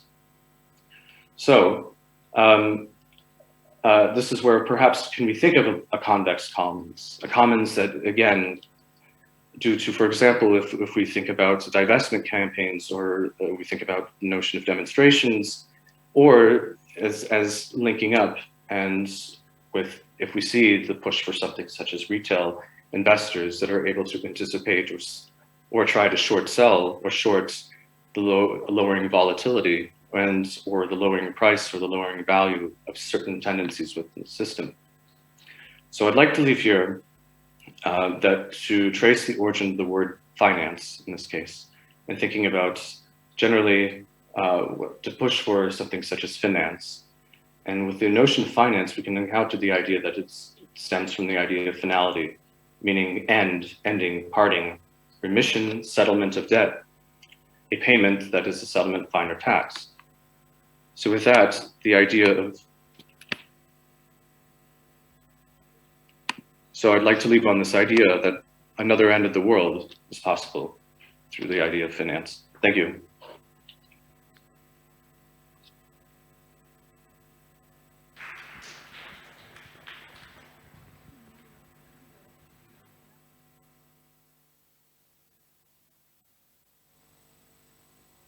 Welcome to the Cosmo Financial Quarterly Report, a speculative forecast from the weather within and underground, to update our community of distinguished stakeholders and metastable individuals about the newest innovations and products in the finance industry.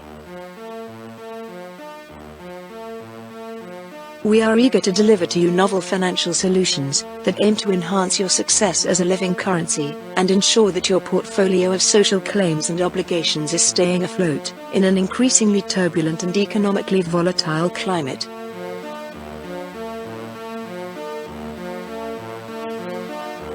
Of the maxims of orthodox finance, none, surely, is more antisocial than the fetish of liquidity. Liquidity is the abstract form of absolute power of financial capitalism. Global wealth, that is, the cumulative value of the world's assets, cannot be accumulated in financial form without remaining liquid. That's the raison d'etre of financial options and derivatives. Liquidity must go on. This is the name of the financial game. But with each passing year, the danger of drowning in our own liquidity is growing exponentially. Staying afloat in these exceptional times requires exceptional measures. What if you could start making money? Like, literally. For most of us, making money is the very thing that capitalism today makes impossible. But for others, it's just business as usual. The inexorable milking of the precariat by the anti-fragile class through the production and sale of financial products is well documented. Derivative finance gives financiers the opportunity to leverage and benefit disproportionately from the fears and insecurities about financial capital's own future. If you are not making money out of the uncertainties of the future, then you are probably just another bunny in the headlights of risk. We offer you to rewrite the ends of finance, to transmute value at the end of the economy, to turn your current precarity into active metastability. Our product allows you to tap into the operative, the speculative, and dare we say, the schizo-fragile power of the financial. Finance is, effectively and etymologically, about how we deal with endings, about how we make ends meet. It is a system that presupposes its own catastrophic end, and benefits from the speculation about how long it can be delayed. It is our firm belief and motto that with finance, another end of the world is possible. We are, therefore, most excited to reveal the launch of a new suite of financial options that are especially designed for you to divest from the future and open up the present anew by generating illiquidity events of different magnitudes.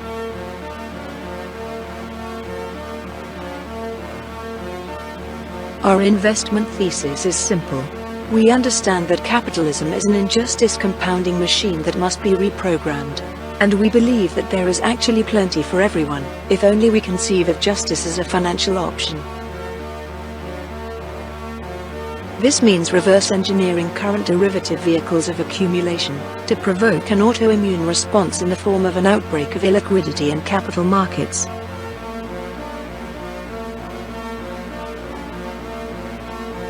Our Justice as an Option financial suite strives to attract an array of investors and divestors that desire both to redeem invaluable pasts and unlock differential futures. With the help of our team of experts, you will be able to characterize the value of any historical claim, to determine the moment in which that value is finite, calculable and leverageable. Our product offers a solution to Walter Benjamin's core concern as expressed in his thesis on the concept of history, that is, how and when to seize the present moment to redeem past injustices. Our intelligence reports are unanimous. The financial time that remains is entering into a profound metamorphosis.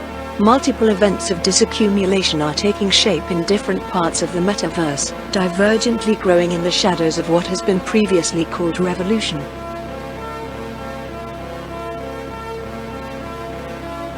The irresistible growth of decentralized finance and the NFT market seem to be accelerating this trend. There are indeed mounting evidences of an upcoming NFT moment for social justice. Justice as the time of the financial now.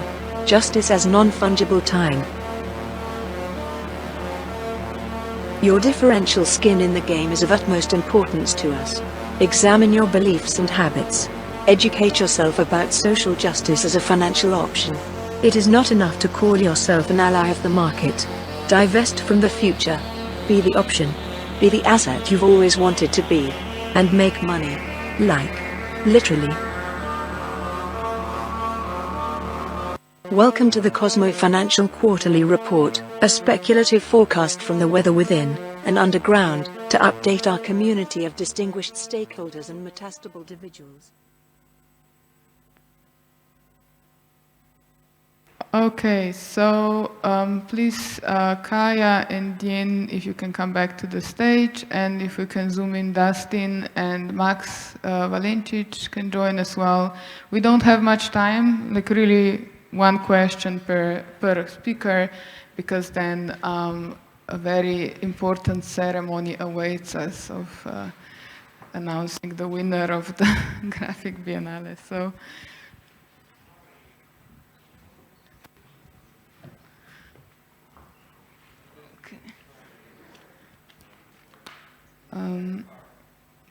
You have, okay, you can take this one.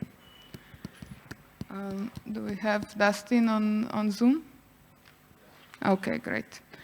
So maybe first, if there are any questions from the public, maybe that's more important than us asking. But otherwise, we've prepared something. No? Okay. So maybe we can start with Kaya, and Maks will ask away. Yes, thank you, Kaya. Maybe I have like 2 questions, and then you can decide which one you want to choose.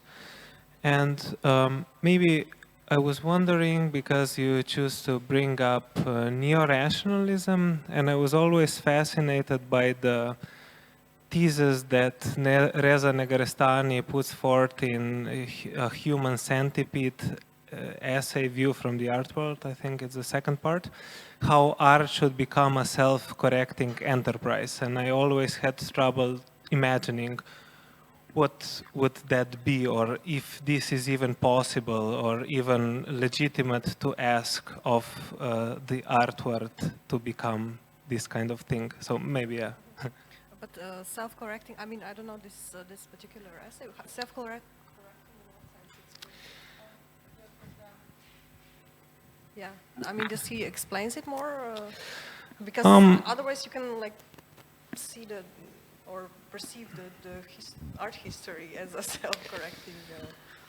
Yeah, maybe as far as I would say, maybe it touches upon something similar that Suhail Malik says in his book about indeterminacy, that this is kind of the opposite approach towards that. So that it can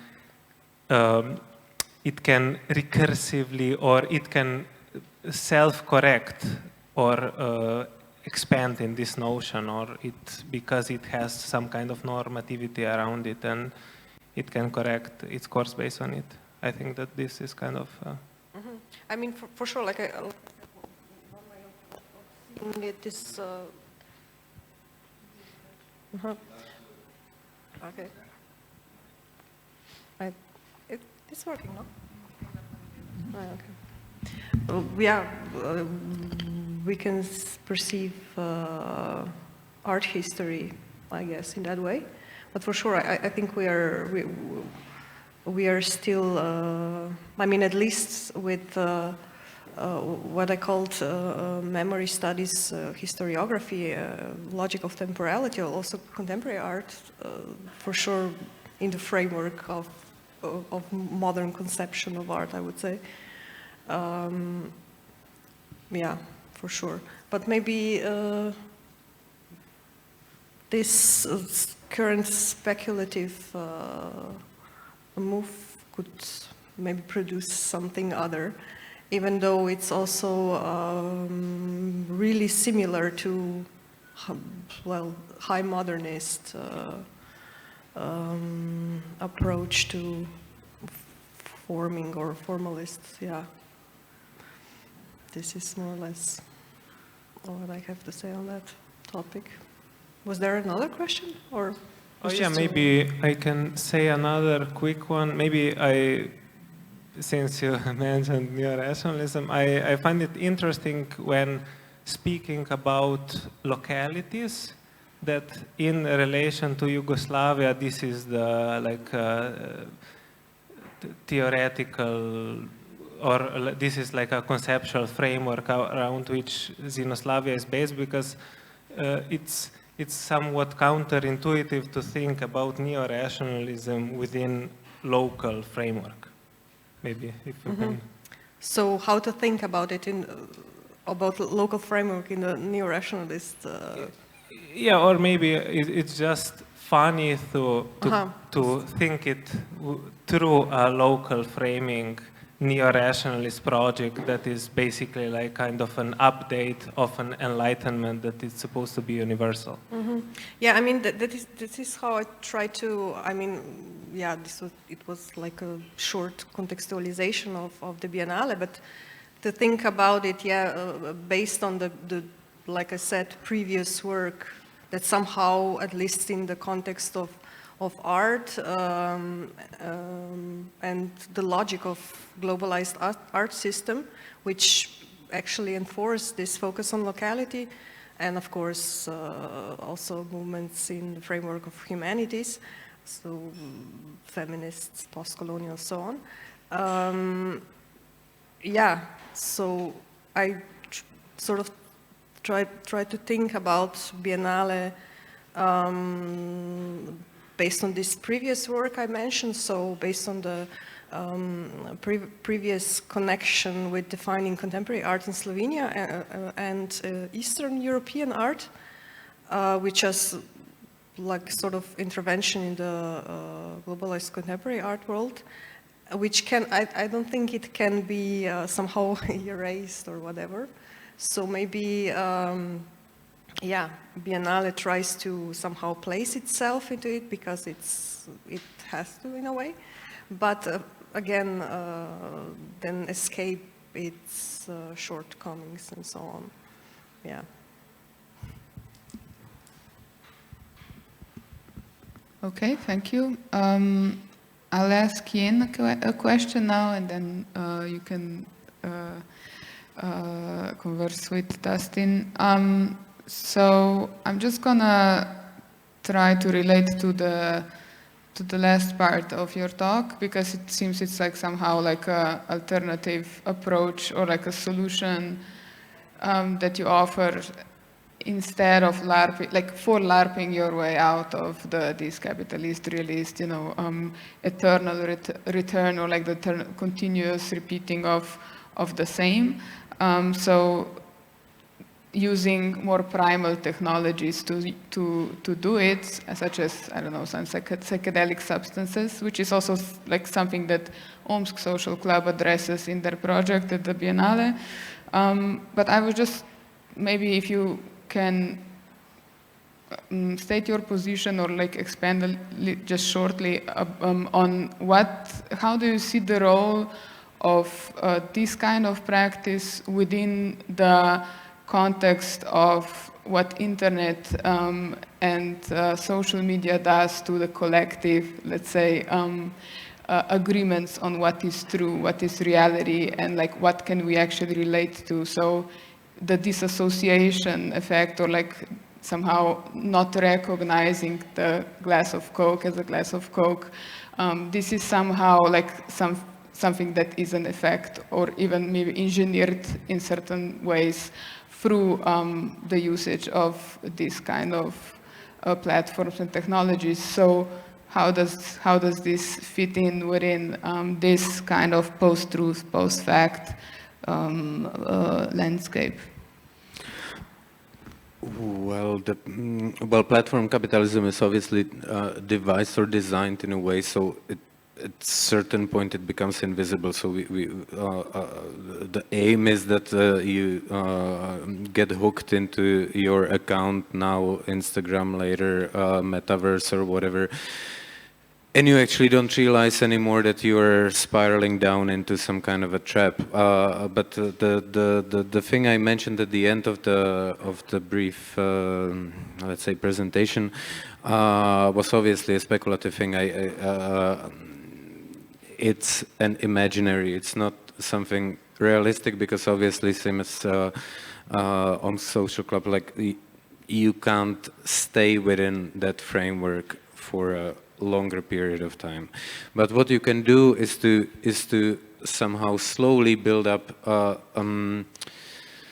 certain forms of, or you can transform the experience into an element of knowledge production in a way, because you can build up on experiences which are not like, I'm not saying, hey kids, let's take drugs. No, I'm saying we should be able to use the mechanisms which are available to us in a highly critical and highly self-aware fashion, which will allow us to learn something from it. So of course, it's again like speculative, and it's again not societally, or it's not applicable on a societal scale. But it is a possibility, because the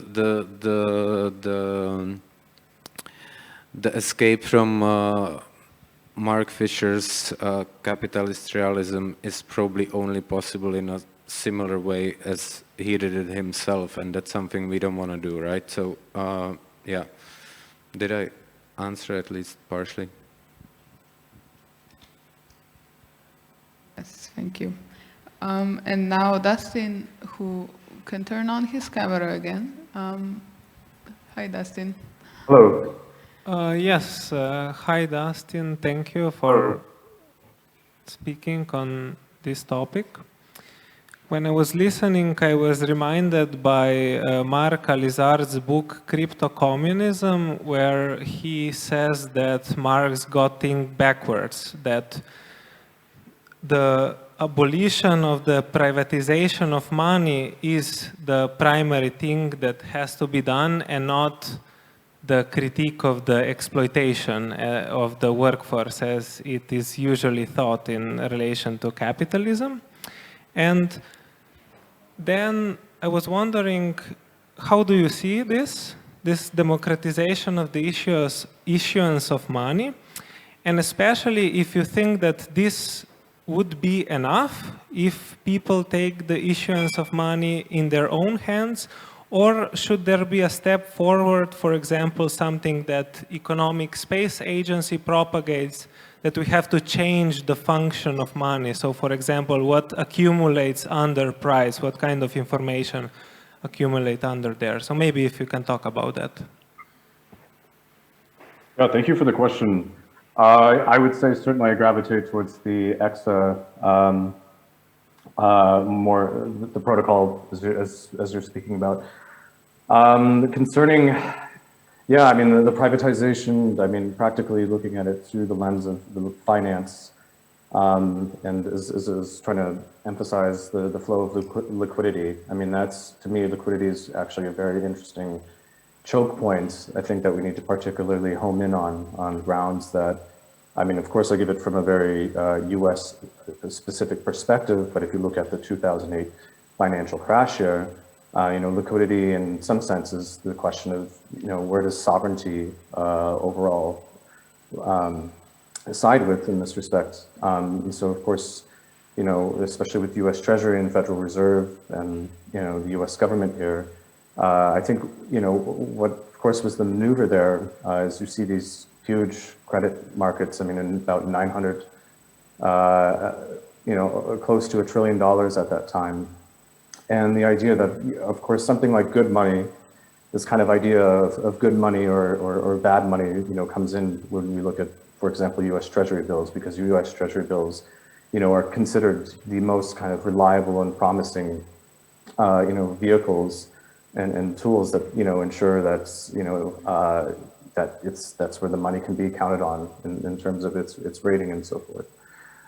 So at that time, you know, swapping, you know, US Treasury bonds, for example, with all these private toxic assets, you know, which the US government takes on, and then what that does is that catalyzes them to print out money again and use that money to disburse it into the private markets.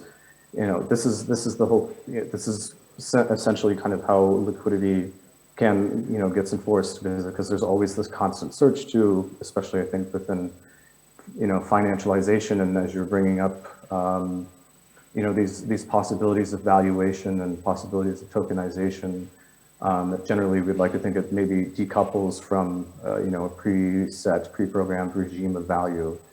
But, you know, again, of course, that question of value is, you know, it's something that really needs to be untangled. If we see, again, if there's intrinsic value to certain types of money, you know, certain commodities of money, and this is, you know, the question that's undergirded, you know, economic theories of money is, of course, do we see money as something, you know, that's, you know, intrinsically tied to a worth of gold and silver, or do we see money through the framework of debt, largely in this case?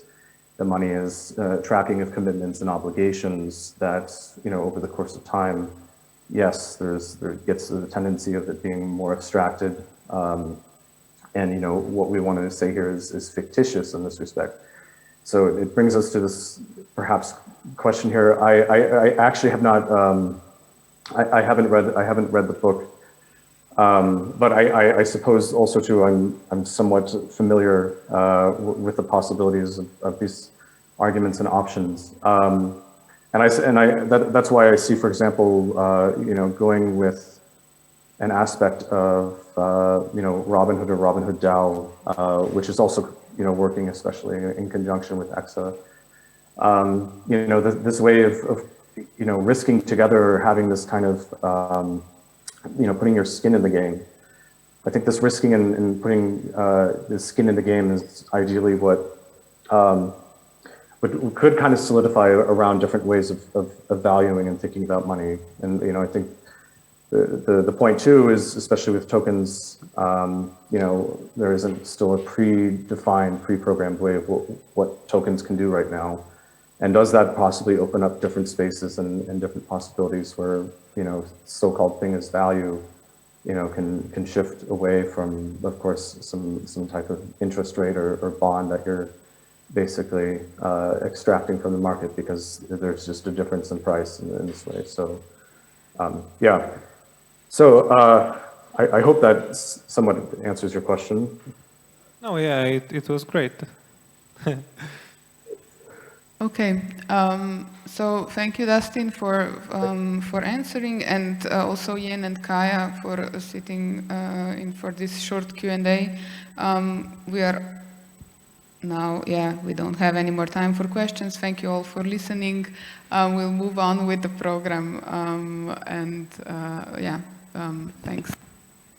Thank you. Bye.